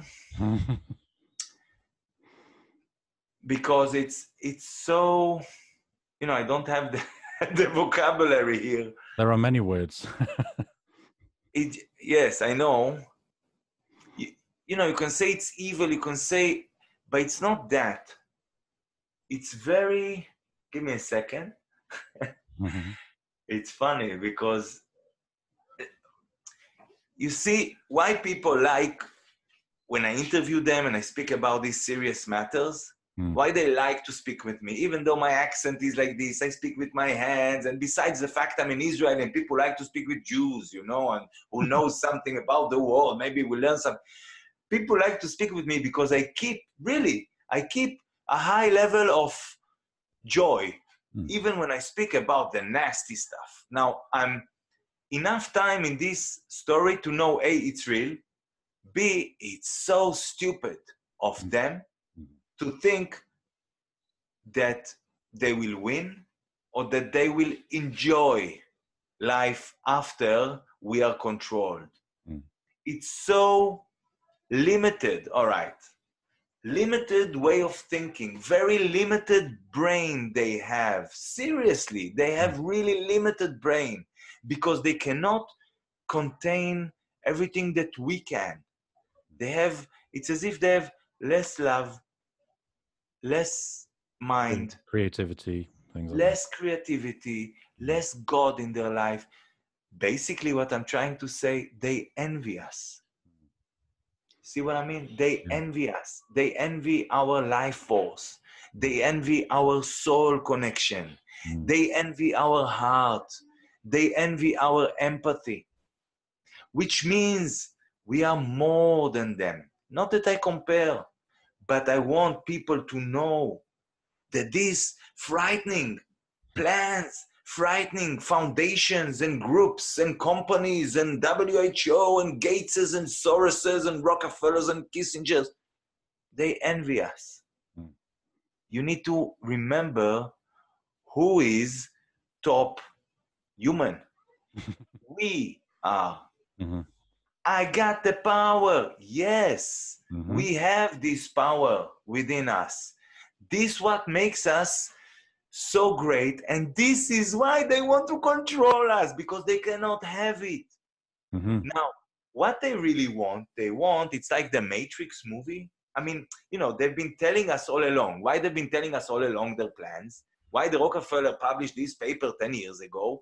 Why George Orwell, what's his name, his real name, 1984? Why they always told us what's coming? Because they knew, they still know, they cannot force us. We have to choose. Because we are here on this plane of consciousness to choose. We are here to be free by our choices. We are here to fulfill our mission and our life energy, which is love. We are here to fulfill love by choosing to love, by choosing to be empathic, by choosing to be in love, by choosing to hug and not to push, to kiss and not to put a face mask, all right? So we are here to choose. They cannot choose because they are stuck in one frame and they want to make us the same. See, because they cannot become like us, they want to make us the same like them, and then they can control our energy. After we agree after we choose and accepted or how you say, comply, okay, or consent to their, you know, satanic whatever plans or whims or whatever, after we agree, then they can control us. Before that, they cannot, because we are God's creatures and we are here to choose. We have a soul. We came to visit this consciousness, this plane of existence, to do these choices and to continue. Mm-hmm. They envy us. They want to use this energy. Mm-hmm. And what's the best energy for them? I don't know how deep you went into the rabbit hole. The best energy to use is children's, babies, which is similar in a way to the matrix when you see the batteries, you know, the human batteries in these cells, and then you take it out and you wake up. This is what we all need to do. I mean, maybe it's a metaphor or whatever, but this we all need to do. We need to take out this TV screen from our head. You know, people used to see things in screen with moving colors, with stuff and proper music. So then it goes into their brain. Mm-hmm. People always tell me you should edit your videos better. You should make them more so people will accept them more. And I'm like, no, I don't want to make it like TV. Exactly the opposite. Yeah. But anyway, we need to understand, we need to know that we are in control. Mm-hmm. And we just need to see it and have it. Yeah. You know, not just to think, not just to speak, not just to ponder. Mm-hmm. We need to actually do it. Mm-hmm. How you do it? Reality you change in the street, not in the phone. No. They trained us to do like and share, you know? Mm. This is not how you change reality. No. Reality, you go outside. Old school. Yeah. That's what we need. It's focus as well. You know, that when you flick, it's just one thought to another very quickly. Yeah. Yeah. But reality is focusing your intention and attention. You know, so they're in line. Are you aware of the archetype of the hero and yes. How that's been suppressed through TV and media, because the heroes are all on TV. So why do you need to be heroic anymore? You know, superhero, yes. And that's what we need to be now these days. We've been, you know, unplugged, thrown into this battlefield that is a war, but it's not bad, because if you just resurrect that hero archetype within you, and your life can be just as amazing as the TV. Absolutely. Yeah. Even more, because TV is flat, is 2D, you know, and we are at least 3D. 5D, right? 5D. No. Yeah. I did want to ask you, and it is important to know your enemy, though, isn't it? Because you've come to that realization or conclusion, you could say, because you did that deep work in the beginning. You know, reading that document of the 2010 and reading what the elite put out, you know, their manifestos, their plans. I think it's important for people to do that, but not get consumed by them. And for, as you said, don't play into that timeline. Yeah, that's really important. But you should know your enemy and be able to, then you're armed to tackle it head on. I don't want this. You know, so there's a couple of companies I'm observing and that's Parsa. Have you heard of them? Parsa is this. If I just share one little document, it's a 6G flagship, University of Oulu, and if I share that screen there. So this is the spring magazine, and these are the 6G pioneers, and they're coming out with all this stuff. Yeah, this works. It's already out there. Yeah, I mean, it works. Yeah, it's out there. Yeah. Yeah. I mean, when they say 5G, it means there's already 6G. Yeah, definitely. So, And but it works with light, with infrared, and if you see this here, it says, moreover, we have felt that our community must take United Nations Sustainable Development Goals seriously, and we should define key performance indicators aiming at reaching them. So it's like in bed completely with the UN goals. So if you with Agenda 21, and 2030, if you read both of those and you read all of this, just read all the stuff that comes out, and then you know what's going on, and then you know how to take action. That's and I wanted to show another one, and it's pretty crazy. It's only an image. It's quite a powerful image. This is the 6G idea, right? And you were saying earlier how more antennas means less exposure, and how ridiculous that is. Look at this. 100 devices per meter cubed density. Right. A 10,000 traffic increase. Yeah. 100 gigabytes per second data rates. Wow. You know? And you realize, you think, oh, that's pie in the sky. They're not going to be able to do that. But when you see things like this, which is phased array WiGig. You said WiGig earlier.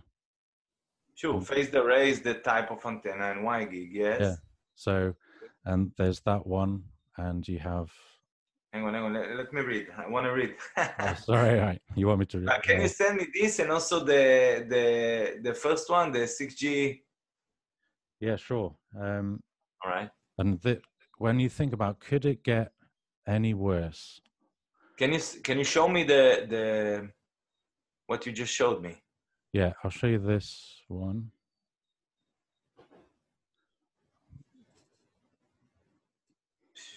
Yeah. Phased array, long range, 60 gigahertz, WiGig. Oh. Wow. 16 in and out antennas. So, you know, this is why I want to look at these. This is what's coming out. That's what they're developing. The chips already been released. Yeah, sure. All these chips, you know. No, there are years. There are years ahead. Yeah. Just to say. I mean, so we have to stay up with them, because all of this is in the University of Oulu, which is happening in Finland, and they're releasing all these white papers. There's apparently 12 white papers coming out on different topics from 6G in April. So you have to stay on top of that. Otherwise, you get caught in kind of old paradigms of tech. Do you know what I mean? Yeah.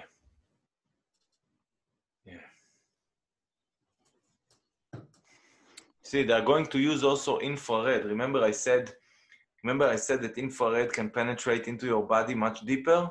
Yeah. So they're going to use infrared as a carrier wave to carry other bits of information from different waves to penetrate your body even deeper. Yeah. They've obviously been researching a lot about these things with our money. Yeah, definitely. So this whole skin penetration thing, okay, if it's higher terahertz frequencies, then it's not going to go past your skin. They can prove that to a certain extent. But what they don't talk about is the power levels that they're going to use on these antennas and these chips. They also say that... But you see, but just to say, sorry, yeah, it doesn't have to go beyond your skin. Right. See, what most people don't know, human skin is the most sophisticated, complex skin from all the animal kingdom, from all the animal kingdom. What I mean by that, the skin, we have so many receptors here and sensors that each frequency is identified and cause an unlinear effect in the body, in the brain. We are used to communicate with light from day one. in history, all right? So obviously they know it. And whoever deals with chronobiology, photobiology, mitochondrial medicine, he knows that. People know that. I mean, those who know, aware of that, they know. The skin is so sensitive to all frequencies. We have everything in the skin. People think the skin is just a cover for the body. No, it's the largest organ in the body, highly sensitive and sophisticated and complex system. And through light, we create minerals in the body. We create hormones. And water, apparently. And water, yes. Basically all the electrical, chemical activity in the body is to do with light. Everything. There's no one thing that hasn't got anything to do with light. So when you say it will, let's say the millimeter wave, let's say, without even mentioning Paul Shai research, that the sweat glands will start to act like antennas when they hit with the millimeter waves, all right? This is well-known study. But let's say this study is not available. Just knowing the skin is that clever organ, all right? And you're going to bombard it with new frequencies that don't go beyond the skin, just on the skin. You can start just even imagine the havoc that is going to be caused in the body and in the brain just because you're bombarding the skin with new frequencies, which are unnatural, okay? They're not coming from the sun or the moon or the clouds or any natural environment, but they come from artificial transmitters with various frequencies, pulsating, maser, laser, what have you. So, yeah. You just reminded me of something. Wasn't it the FTC or somebody like that? They were trying to reclassify the skin or something like that as a limb instead of an organ, because the skin is. Really, I don't know about it. That's new. They're doing some dodgy stuff behind the scenes, trying to reclassify, obviously, so it works within their guidelines that they're setting. Look, I can tell you just a quick one, in brackets. Before I said the damaging of memory, and if this story continues, you forget what was in the past, I can tell you that part of their plan, I don't know how aware you are to this, or the viewers. I don't know if you heard the word communitarianism. Communitarianism is, if you like, is the joining of capitalism and communism, right? But it's not that. It's changing the whole mindset of humanity, is really dumbing down humanity by using language, by using structures of words in a sentence. How basically this what creates our mind, you need to remember. Yeah. All right? Words, letters, construct our brain. So they invented, if you like, a new system, which is like a spell. Again, I will close the brackets in a second. It's like a spell. It's using, look, a sorcerer or a witch, they use words, normal words, in a certain way to cause something to someone or to something else, all right? To influence something just with words. Now, we can do it with a prayer or a song, an intention. Still it's words, and we put our intention and we may cause something good to happen. The witch will do something else with words, all right? In the same way, it's like we are the good guys and they are the bad guys, so they are using the words in a spell way to change our consciousness, and joining this with the forgetting what was before and taking us into this 2030, if you like, into this new eugenics, what's the name? I forgot now. See my memory. No, I'm joking. transhumanistic, yes. Transhuman, yeah. Yes. Taking us from human to transhuman, meaning we need to change your software, okay? The hardware, they already work with the hardware, with frequencies and chips and whatever they plan to plant in people. But the software is communitarianism. The software is to change the way we construct words, sentences, phrases, stories. So people, they want to make, before I said they are thick, they want to make people thick like they are.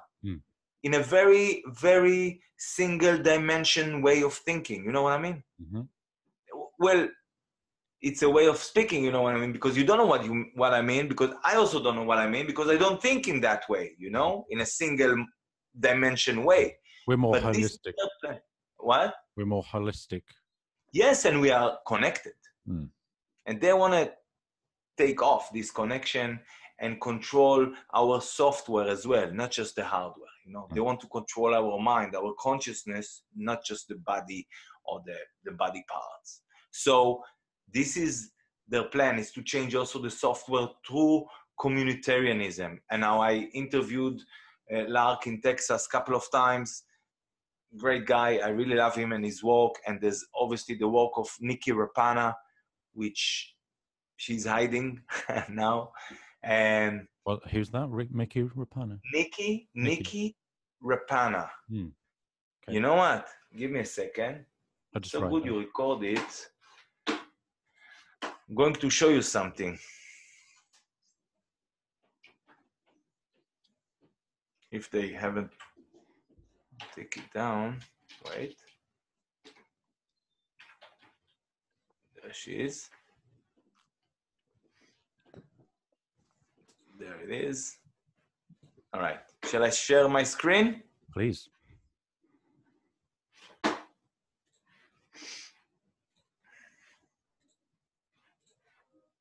Community policing is a program that was introduced under the Clinton administration. It was authorized and funded under the Violent Crime Act of 1994. Community policing is a theory that individual rights have broke down the moral fiber of society. It's a hodgepodge of every ideology and every religion on the planet, pretty much. There's a piece of everything in there. They're trying to make it a fair and a just world for everyone, but for no one in particular. And basically what the law does at the national and international level is protect global trading rights over national and local businesses. And at the local level, communitarian law balances the rights of the individuals against the rights of the community at large. The new police are targeting average people.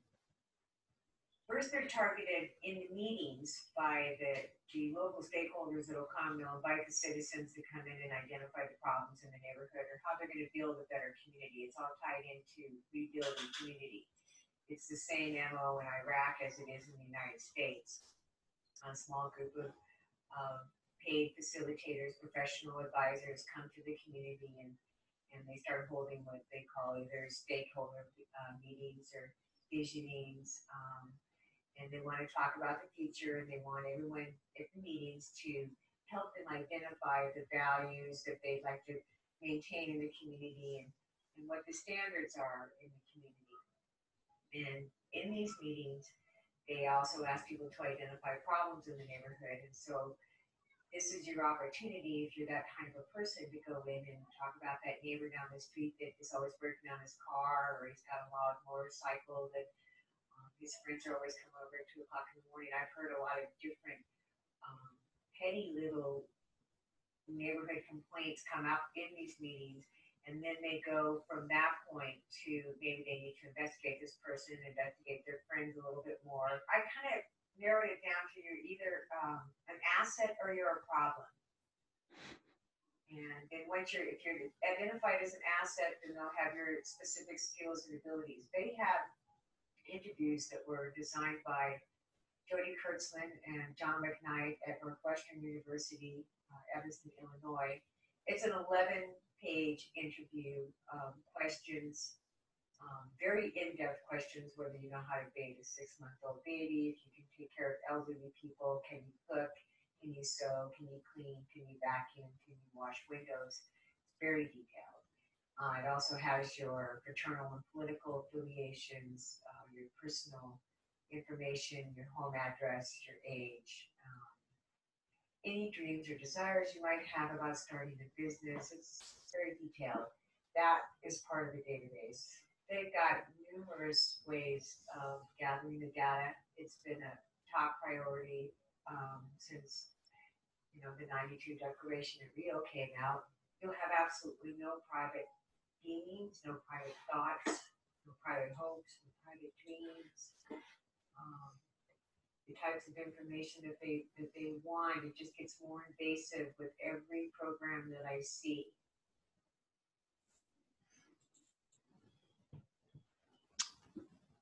I want you to see, you see the beginning, Icke Rapana, author, 2020, Our Global Future. All right? Yeah. Now, I just remind you, this document, Scenarios for the Future of Technology and International Development. And it's 2010, but actually it speaks about 2020, all right? Now, Icke, that's more or less the only video you can find of her in YouTube. But there's still a website, and you can find a lot of stuff on her website. Icke Rapana didn't know that this pandemic is coming. She speaks about, if you want, the fascist state to run everything from birth till death, everything. As I said before, your body and your mind, your consciousness, they want to know everything. Now, obviously, you can see she didn't know also about 5G, all right? But you can see with what you showed me about 5G and 6G, for example, the amount of information that can be processed in real time. Just think that there are 7 billion people on planet Earth, and every emotion, every thought, everything that each one has can be processed in real time into one computer that also not just process it, but also tells you what to do, what to eat, what to think. And if you don't eat or do or think what you should, you are punished by a policeman or by a microcells that sends a beam to your brain, because maybe, like Mark Steele says, maybe we won't need policemen very soon, all right? So again, some stuff that Icke is saying and she wrote about, she didn't know maybe about 5G and pandemic, etc. But when you combine what she speaks about and stuff that you read on her website with what is happening now, you can have a better understanding of where they are taking it. It's not just digital. It's not just the economy. It's not just maybe to a blackout. It's not just that. It's re-educating everyone and making us robots, if you like, or biorobots, not just in the digital hardware way, but also in the way we think, what we think, where we think our thoughts come from, you know? So it's to change all, it's to basically, when I say to cut our connection, it's to cut the connection also to the past, where we come from. And someone who doesn't know where he comes from, he doesn't know where he's going, all right? If it makes sense. And when you read Icke Rapana's stuff, and when you listen to interviews I've done with Lark in Texas or other stuff that he has online, you start to realize the level. It's not just digital and technical. It's, man, this is hardcore stuff. It's to change our mind. It's like to take out one cassette and to put a new cassette in. Mm-hmm. And this is why I'm saying, see, what we speak now in this talk, most people don't know. Most people, they're afraid of a virus. Most people now maybe think about 5G and they're afraid. They don't know what is coming. Unfortunately,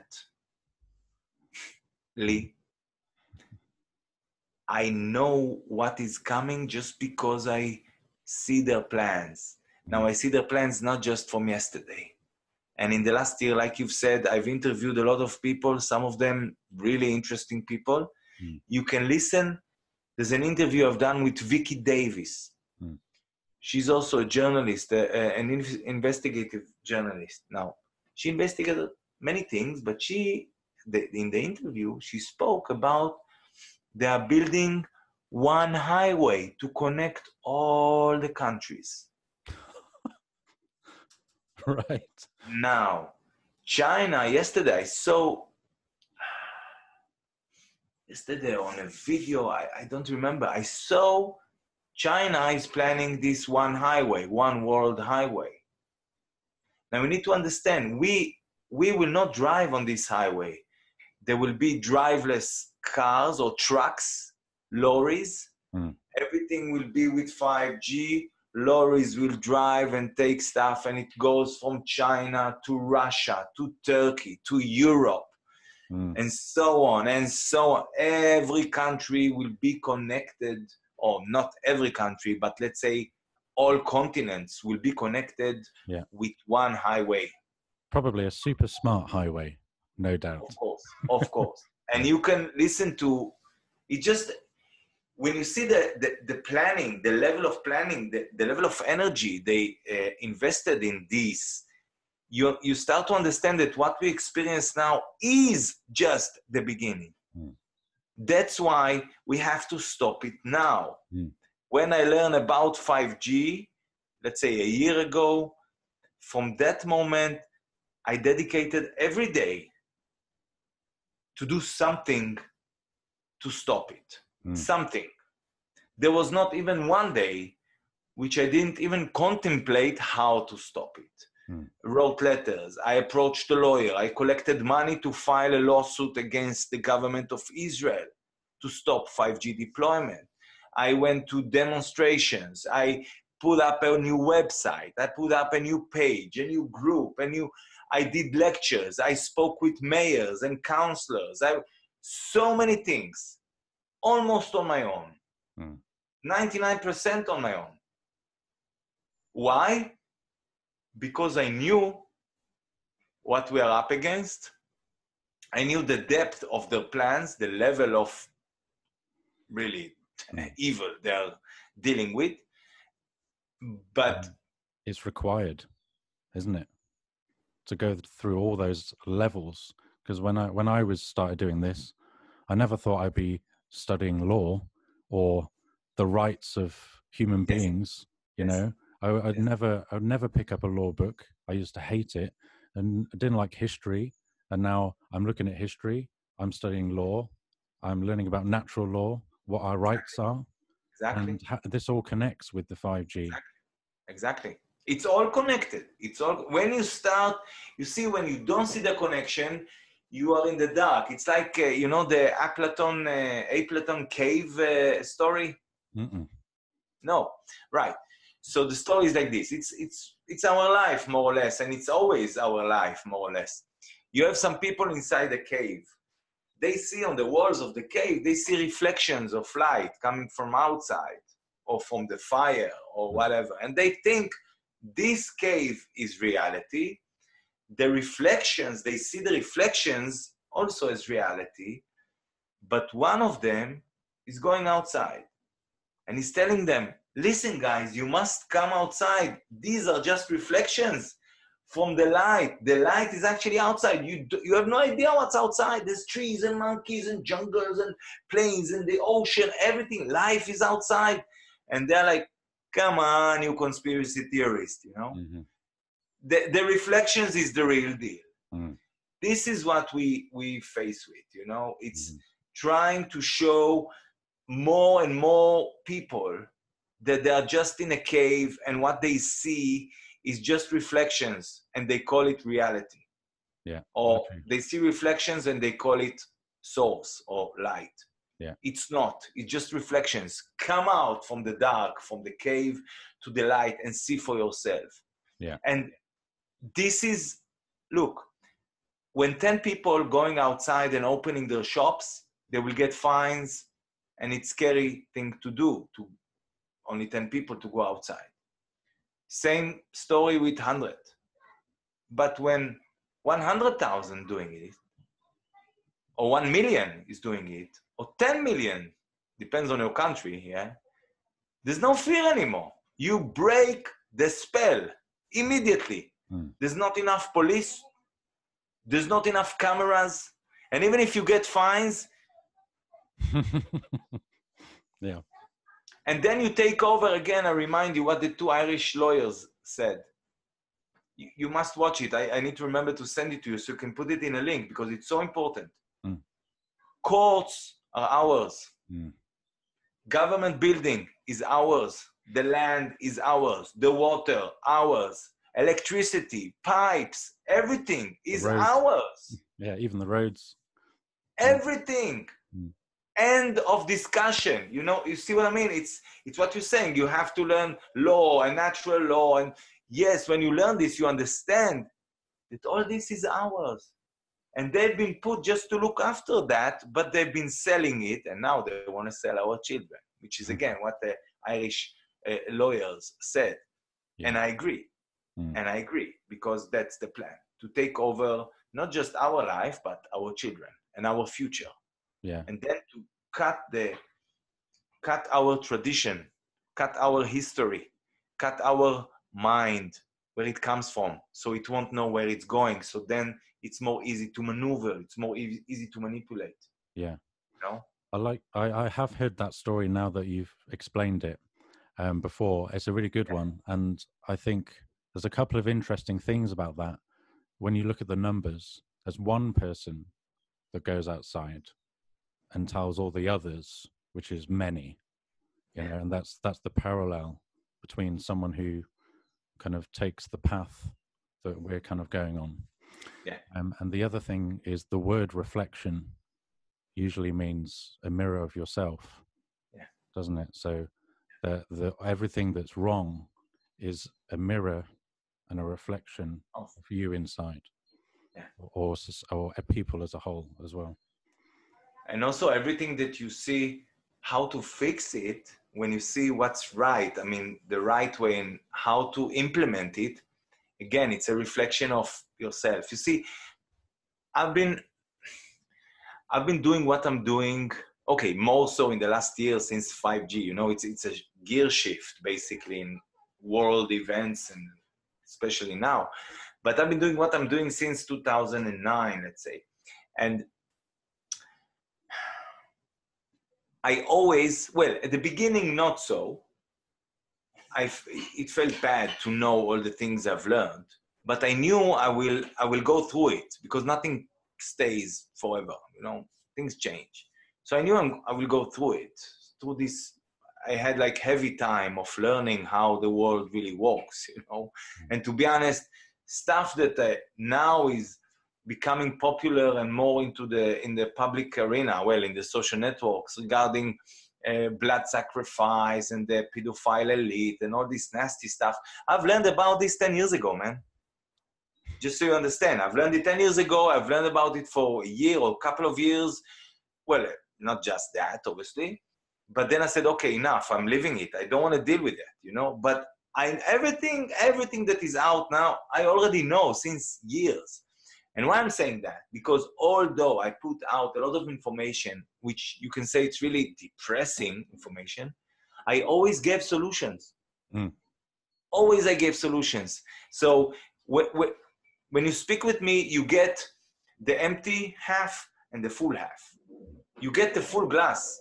And it's so important because so many people, they put outside all the depressing information. But actually, I'm talking about me being the son of God, not just me, all of us.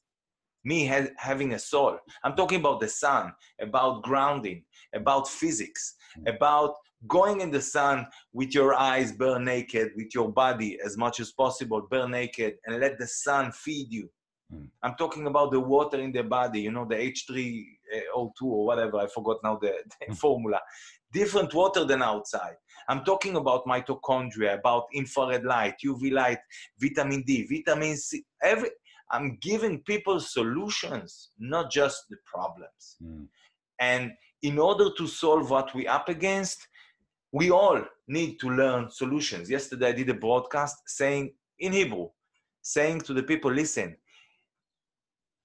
if you are too scared to stop it now or tomorrow, you know, if it's Saturday and this, so let's say you want to stop it tomorrow, on Sunday, on Monday, okay, so let's stop it then. But if you're not going to stop it very soon, you better learn how to grow your food.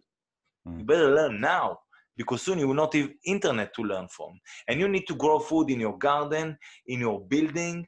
You need to cooperate with your neighbors, even if you don't like them. Because if you're not going to join forces, you're not going to survive. If you need to start growing food now, because a few months down the line, you will not have any food. And most people will die from hunger, not from virus. Yeah. Guaranteed, if we don't change, if we don't stop it, we're facing much greater problems. And obviously, the cabal, they know it. They know what they're planning. They know where we're heading. So we need solutions now. And we're taking two paths. One, if we stop it, then the solution is very easy. They come very easy because we just go back to our life. If we don't stop it, really hard solutions are coming our way, but we won't have a choice because we were too afraid or lazy to stop it when the time was right. That's it. So we need to start growing food. Yeah, the state is very good at engineering dependency over a period of time, and then just like this, pull the rug from under your feet, as we've seen in this scenario with the virus. So I believe that's going to come eventually with the internet. We're so dependent on the internet, and again, they'll crash it. And then your energy, again, electricity will go, they'll crash it. And exactly with the food as well, you're dependent on the shops, you're dependent on that supply chain, and then just like that, they're going to do it again. So the supply chain is already broken, you know, but still there's reserves in the supermarkets, in the shops, as a state. Again, if we continue like that, there won't be any reserves. And I can tell you, especially for Israel, but I'm sure it's true not just for Israel. In the last 10 years, they're making farmers' life so difficult. You know, let's say if we had 10,000 farmers in Israel or 100,000 farmers in Israel, now there's 300 or 3,000. You know, the number has been decreasing over the years, and the number of fields has been decreasing over the years, and less farming is here. I mean, I'm talking livestock, I'm talking also agriculture, all right? Like farm, like land and vegetables and fruits, etc. And a lot of stuff is imported. But now, obviously, there's hardly any import, just the reserves that are here. So we are facing serious problems. And soon, even if food will be available, it will be more scarce, which means more expensive. And already there's so many people unemployed. So within very short time, so many families, if this continues, if we won't stop it very soon, which I really highly recommend to stop it very soon, but if we won't, we're going to see a lot of families in the street. We're going to see a lot of families fighting for food. And this is not a pretty sight. Not at all. Yeah, I've planted loads of seeds in the last few days. I actually don't have a garden, although I live next to a very small nature reserve, so I can hear the birds now, and there's trees everywhere. It's great. But I've just got rocks on my front garden bit, and I've got trays of pots with radishes and beetroot all starting, because after I've seen what's gone on, I think I need to grow my own food. I've always been interested a little bit, but it's kind of that's another self-development thing, isn't it? Being self-sustainable, and not dependent on others. Yes, and I tell people, listen, there's going to come a time. Again, it's up to us, but be prepared. If you're not willing to fight for your freedom, and freedom, freedom comes, and this is again from Mark Passio, freedom comes before health. Freedom comes before life, because what life is if you're a slave. Yeah, freedom is an inherent thing, isn't it? You say 2009, 2010, you were starting this. That's exactly when I was listening to Mark Passio really heavily. Yeah. Like people say, how did you cut your teeth? I think that's the phrase. And it was Mark Passio, and he really grabbed me and shook me. Sure. As to what's real, what's not, and the inherent natural law of human beings and our rights. I just want to ask you. Well, I just want to say one more thing, if that's okay. Sure. Sure. I've been. I really enjoy this discussion with you, because I feel free to speak. And anyway, I'm not afraid for my life anymore, so I can say a lot of things. Yeah, conquered the fear of death, right? Yeah. Yes. So Lena Pugh came out with her Fabulous Frequencies website, and so I think you did a talk with her, didn't you? Yeah. So, and then for VIP patrons, she gives you the notice of liability that she's. Have you read that? Have you had a look at it yet? Not yet. I asked her to send me. I haven't yet. Not yet. So it's really good. I just wanted to show you what I've been doing with it. Sure. The thing, for me, everything in English, I need to translate to Hebrew and then to explain to the people. And not many people in Israel are doing so. So I have a lot of work, and I'm like, come on, guys, give me some help here, Yeah. Go on. So, I mean, here it is. It's like 4 different things there. And what I'm doing is I'm recommending people do it as well, because if people want solutions, this is an amazing document by Lena Pugh. And it's like she spent the last 3 months underground or something. I know. Yeah. She has, yes. Battling with demons to get this done. And I'm going through it, actually highlighting, making comments, my thoughts, things I need to check out. And so I understand it fully. And this is the whole law thing as well. Yeah. If we're going to hold them accountable, we need to be able to stand up in a court, and we need to know the facts and be able to present them and stand up for the truth, can't we? So I think it's really important to get a notice of liability of some sort, whether it's from Lena or if you can make one, great. But most people don't know how to, and it takes a long learning curve to be able to do something. Sure. Like how many pages this one? 27, 28 or something, I think. The affidavit's 14 pages. The notice of liability is 13, and the bill of lading, it's another 5. So 32 or something. All right. Yeah. But I mean, when I was reading it, I told Lena this, and she loved the words. I was reading it at sunrise on a walk, and I had tears in my eyes, and I thought, justice is coming, because it was so good to read. I'm going to do it now. I will not wait for her to send me. I'm going to pay for it because she deserves it. Yeah. And I will have it, and I will ask to translate it. Do you know if I need to translate it with the lawyer, or just any translation will do? She's done 2 versions. One's for Americans, and another is a more international one. But the international one does incorporate a lot of US Laws. amendment things, because Yes, that's yes. applicable to human beings and their rights in common law. But as far as translating it, I have no idea. All right. But I mean, your English is incredible, so. Yeah, but I don't have time to translate now 30 paper. I mean, I need help. So I can translate. I've translated a lot of documents in my life. Yeah. But I need a rest, I'll find people to translate. I did have a little go at the Hebrew alphabet. A few weeks ago, I started to practice to draw the letters, just to begin my journey into, because the learning the symbology of it. So maybe I'll ask you for your help later down the line. No problem. I'll try. Yeah. Yesterday I was thinking about something. I told my wife, and she looked at me like, yes, and so anyway. So get this.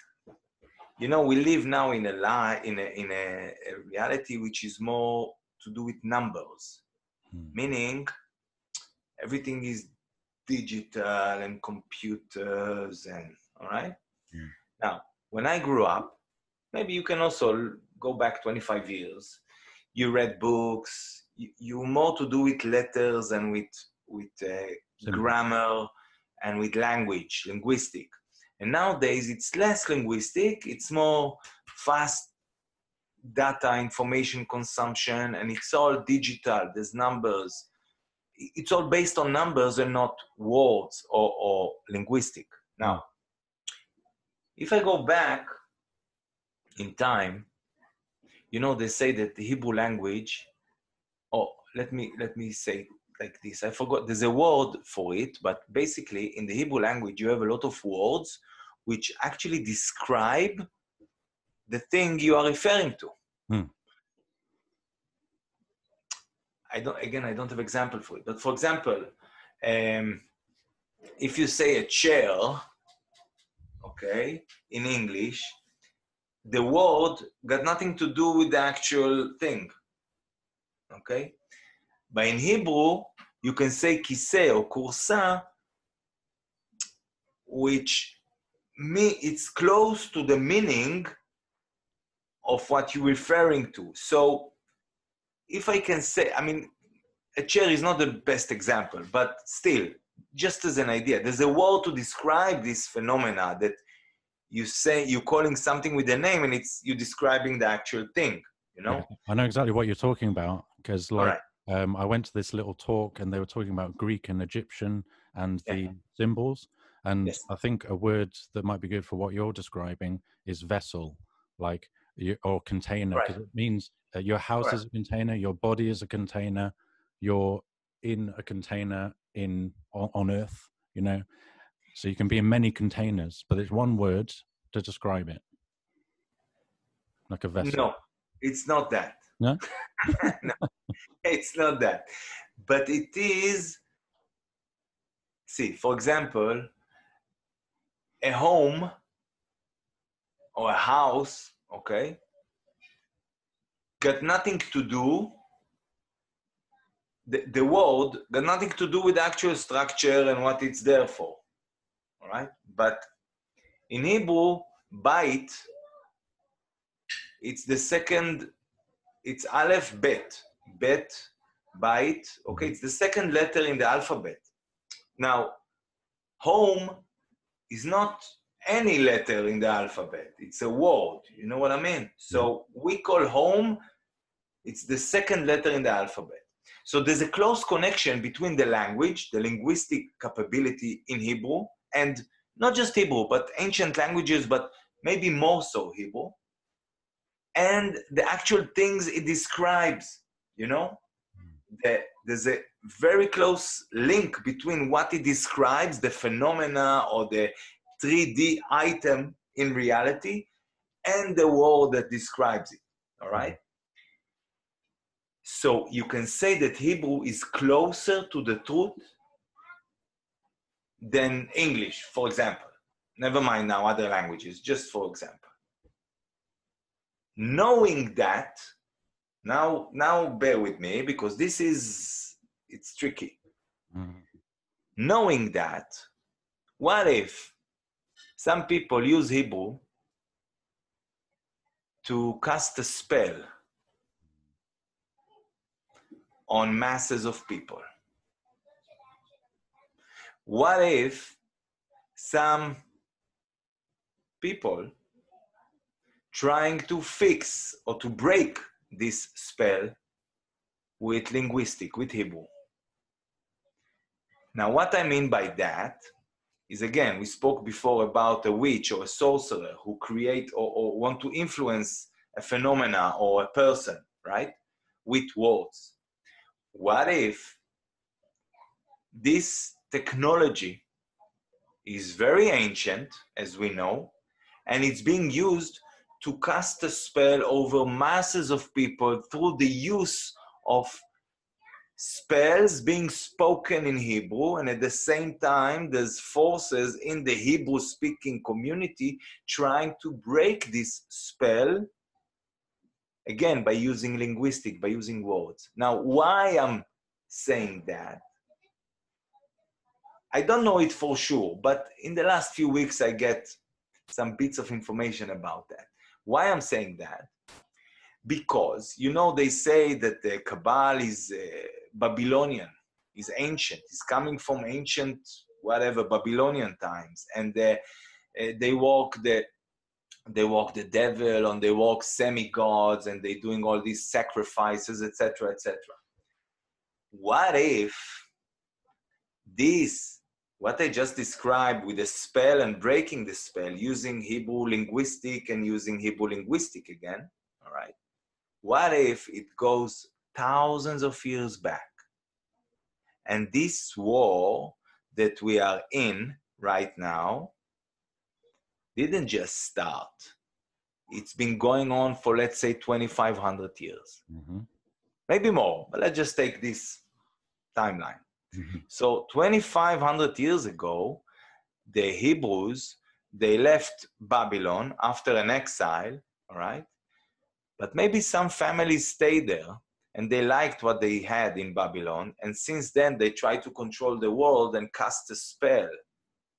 Now, maybe there are Hebrew families, but they don't support the Hebrew tradition or the Hebrew God, which is actually, whatever, doesn't matter what I think about that. But basically, they took themselves apart from the Hebrew community and they cast this spell on the world. And actually, it's also a source later on for anti-Semitism, because they are Hebrew families. So the anti-Semitists of the world, they think, hey, the Hebrews or the Jews control the world. But no, it's just certain families who really loved Babylon, who really loved the blood sacrifice and the power, the freak, you know, control freak, and using the spells and influencing others and control other people, etc., etc. What if it's only just few families who really liked the Babylonian shit, and they continue since 2,500 years till now to cast their spell using linguistic, because of the power in Hebrew, not just Hebrew, again, it can be Aramaic and Akkadian language, ancient languages, but turning into Hebrew and reminding you, the Bible is written in Hebrew, you know, not in English, doesn't matter which version. And the prophecies are in Hebrew, then in English, you know what I mean? So when you understand the power of the language and how it construct your consciousness in your mind, I'm saying we are in a middle, it's another way of saying what we were talking till now. We are in the middle of energetic, linguistic, spell casting war that's been going on thousands of years. And it's got so sophisticated and evolved into using also technology in order to influence linguistic and how people think and speak, etc. So, and obviously back then, I don't know, let's say there were 10 million people around the planet. Now there's 7 billion people, right? So you need more tools to influence more people, etc.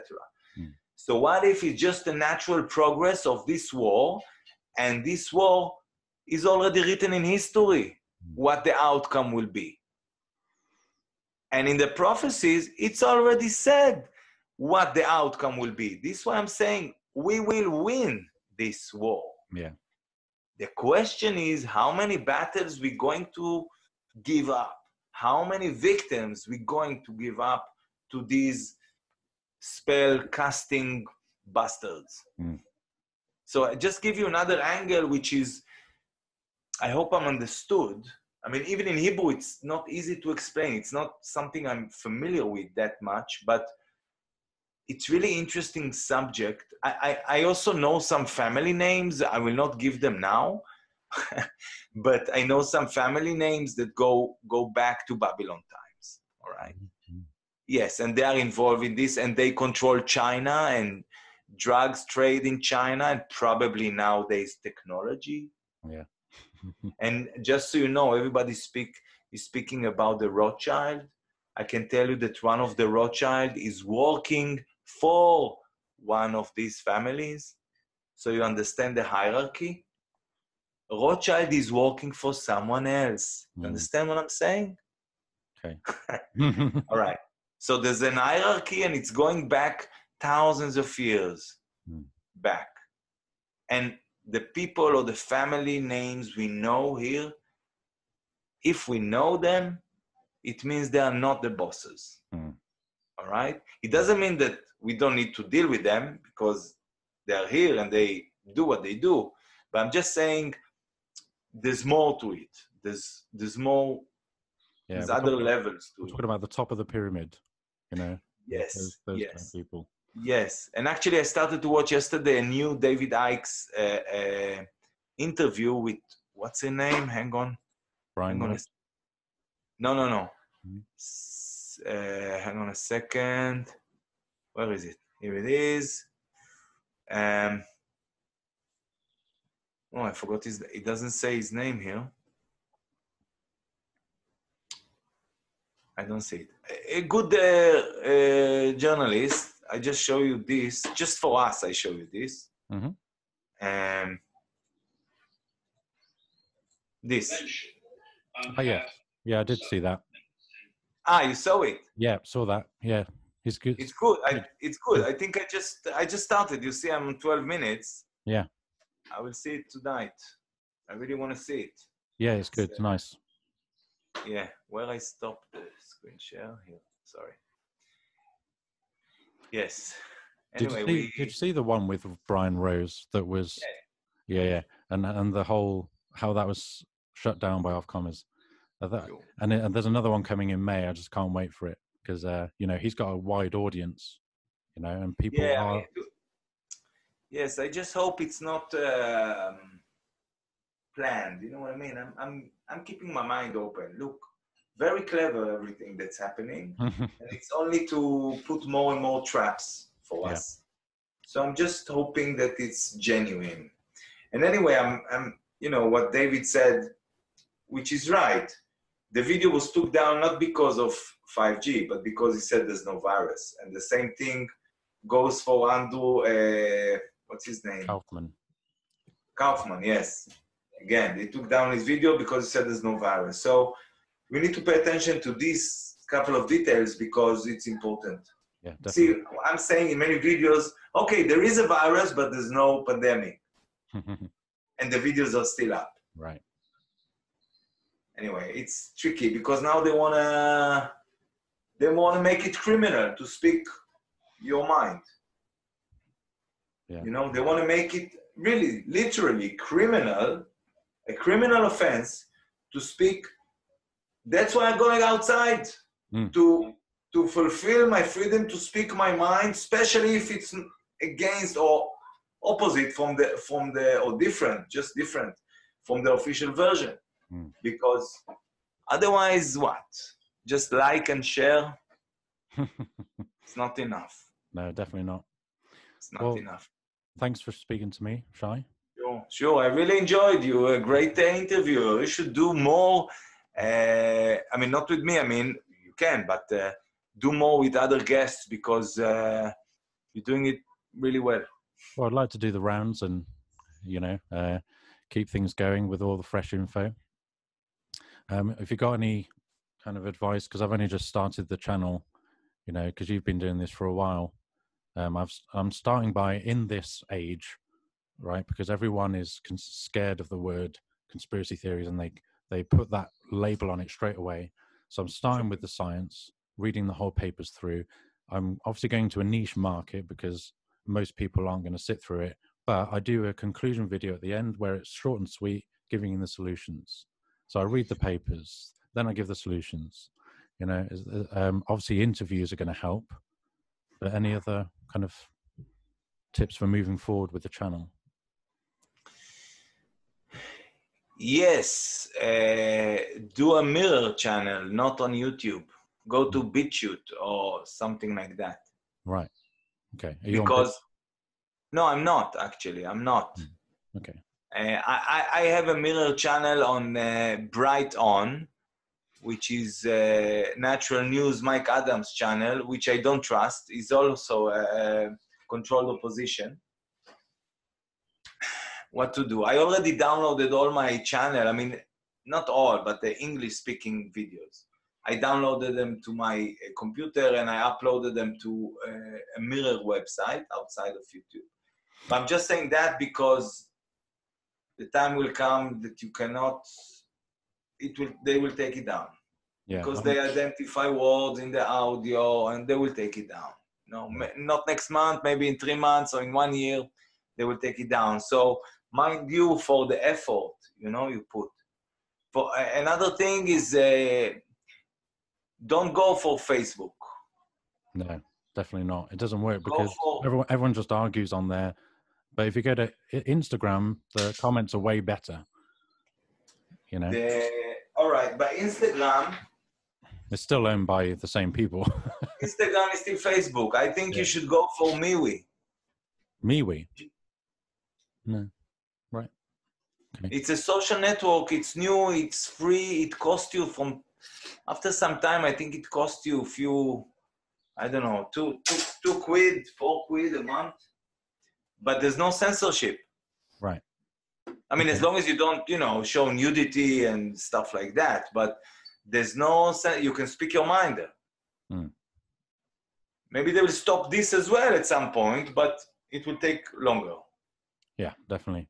Yeah, I'm ordering a 3 terabyte hard drive, external one, saving everything I do on there. So it doesn't, I want my own property in my own hands physically. Sure. The same with books, I have to get physical books. That's why I printed the notice of liability. I want it physically in my hand. So it's that's important because after an EMP, also this hard drive, I don't think it will. Oh, right. Yeah. Right then. You should know that. So it was a long talk. I mean, you're going to edit it? Yeah. What are you happy for me to use? Anything? I think so. Yeah. Yeah. I'll just chop some bits and put it up. Have you got it recorded on your end? I haven't. No. You haven't. Okay. No, because I saw you recording. I don't need to. I thought if I did it, it would record for both of us. But you have to record it as well, do you? Actually, I don't know. Because I put normally I don't record it in Zoom. I work with OBS. Right. Oh, right. Yeah. Because I tried that yesterday. I tried recording with OBS, but there was a massive delay in. And it was all blurry. So that's why I have to use the Zoom recording. Maybe it's to do with the settings of OBS. You need to check this. Yeah. Because I don't have this experience with OBS. But also I've got a 12-year-old computer now, so maybe it's just getting slow. No, mine is also 10 years old, maybe. Yeah? Yeah.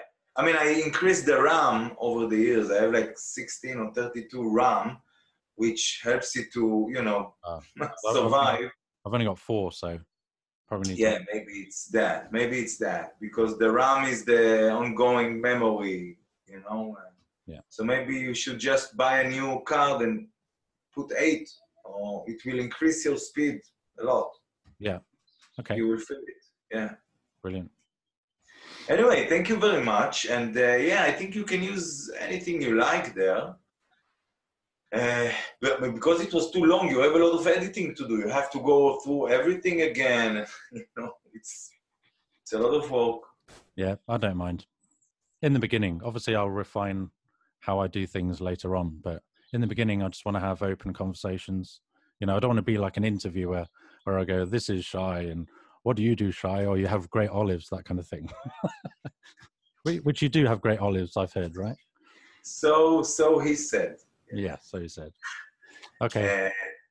Yeah, but for example, you see, what's his name? I forgot now. With the olives from Germany.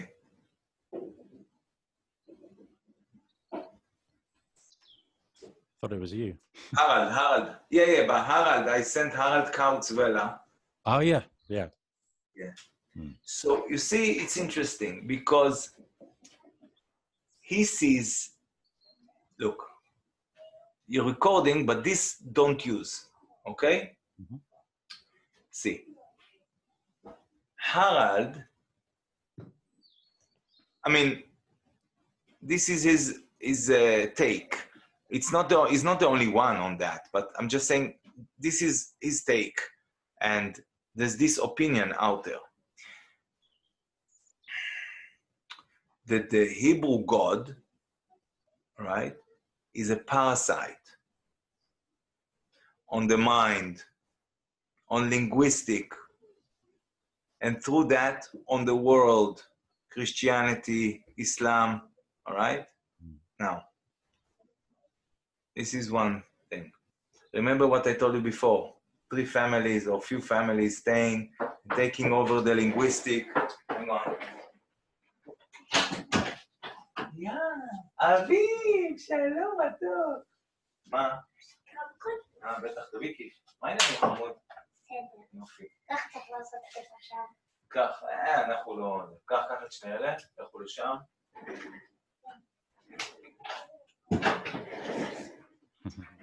So, right. So Harald take, or this side, okay, of thinking, I really like Harald. No, I should speak with him about that. But anyway, he's saying that the Hebrew God or the Hebrew tradition is actually coming from a god or semi-god, which is a parasite on the planet, and he's taking over through linguistic, all right? And constructing the mind through linguistic, and it started with the 10 Commandments, etc., etc., etc. Now, only recently I've learned about what I told you before. So then I realized, hang on, it's not the Hebrew God, it's only few families that took over this ability to construct a language and to cast a spell through the language, to cast this spell on masses and to use this as a tool to control people, etc.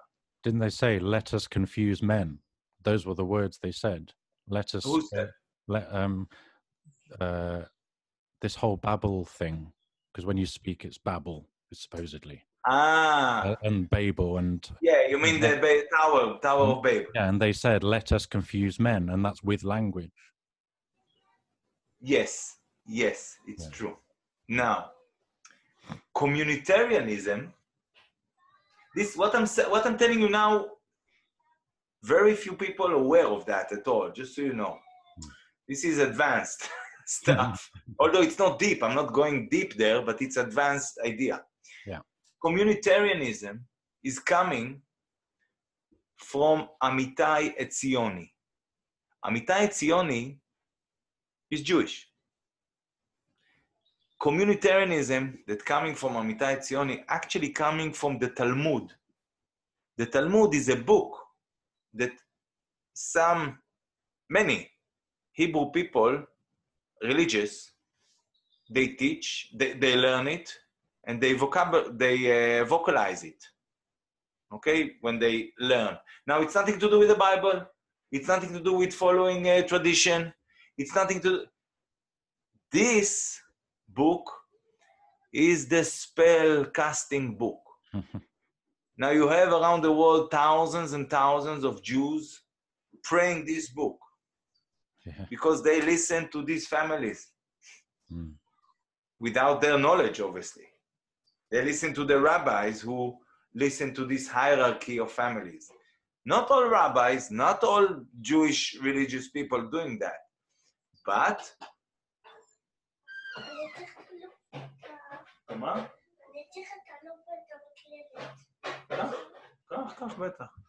so just think that communitarianism is actually casting a spell through this book and changing the software in the future.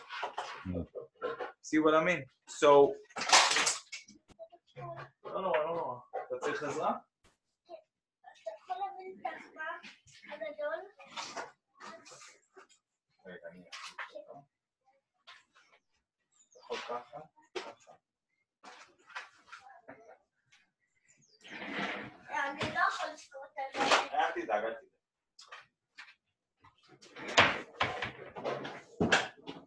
It reminds me So of... anyway, that's more or less the link, all right, between communitarianism and these ancient families who casting a spell. And I should speak with Harald about it, actually. Yeah, reminds me of Mark Passio when he talks about the occultists write the books, you know, and they know the language, they know the psychology of human behavior. Exactly, exactly. So exactly. Yeah. I should speak with Mark Passio as well, but he didn't answer. I sent him an email, but he didn't reply. So. Oh, okay. No. Are you going to have Mark Steele and on again, or who you can? Look, I speak with him at least once or twice a week. Oh, right. Okay. Yeah, I'm in touch with him. I don't know if we record. Yeah, we see him. I'm open. Yes, maybe yes. I get the feeling he's just waiting to do the court case thing, isn't he? Because he's kind of saying the same thing, keeping the momentum going, but he's waiting for this court case. Yeah. I don't know. I mean, I know that he also doesn't know a lot of things, you know, and it's a problematic situation for many of us. Yeah, working together though. Huh? When you work together, it's better. Yes, although I'm telling people not to unite, but to cooperate. Yeah, because that's what I mean. You see, when you... I don't mean mass mind. I don't mean mass mind. Yes. I'm giving an example. Let's say you are a corporation and I'm filing a lawsuit against you. So let's say it's me and there's 100,000 people with me, all right? But I'm filing one lawsuit. Now compare it with let's say you being again a corporation and I'm filing 10,000 lawsuit against you, with 10 people behind each lawsuit. What is better for me? To file one lawsuit or 10,000 lawsuits? What is more difficult for you to handle? Yeah. So it's not about unity, but it's about cooperation. But I think we should attack and work from various directions. Yeah. You know what I mean? So otherwise you end up making an umbrella organization that represents all of you, and then yes, it can be very easily hijacked. Yeah. And diverted and twisted. You know, it's not what we want. Yeah. Yeah. Okay. All right then. Right. Thank you so much. Yeah, thank you, man. It's been a real pleasure. It's really, you're a good listener, you know? That's I'm not so good listener. I mean, I'm okay, but you're a really good listener. You have patience and yeah, important. Yeah. Hence, I can read a whole research paper from top to bottom, you know? It takes a lot of patience. What I want, before I forget, what's the name? Oh. Wait. Fabulous Frequencies? Yeah.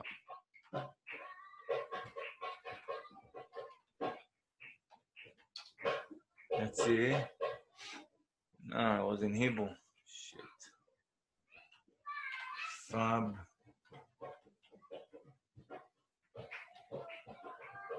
Frequencies. Or you can just put Lena Pugh on Patreon and it comes up.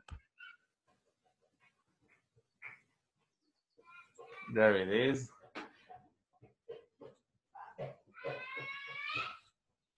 There it is. And for this, sign off. All right, I got it.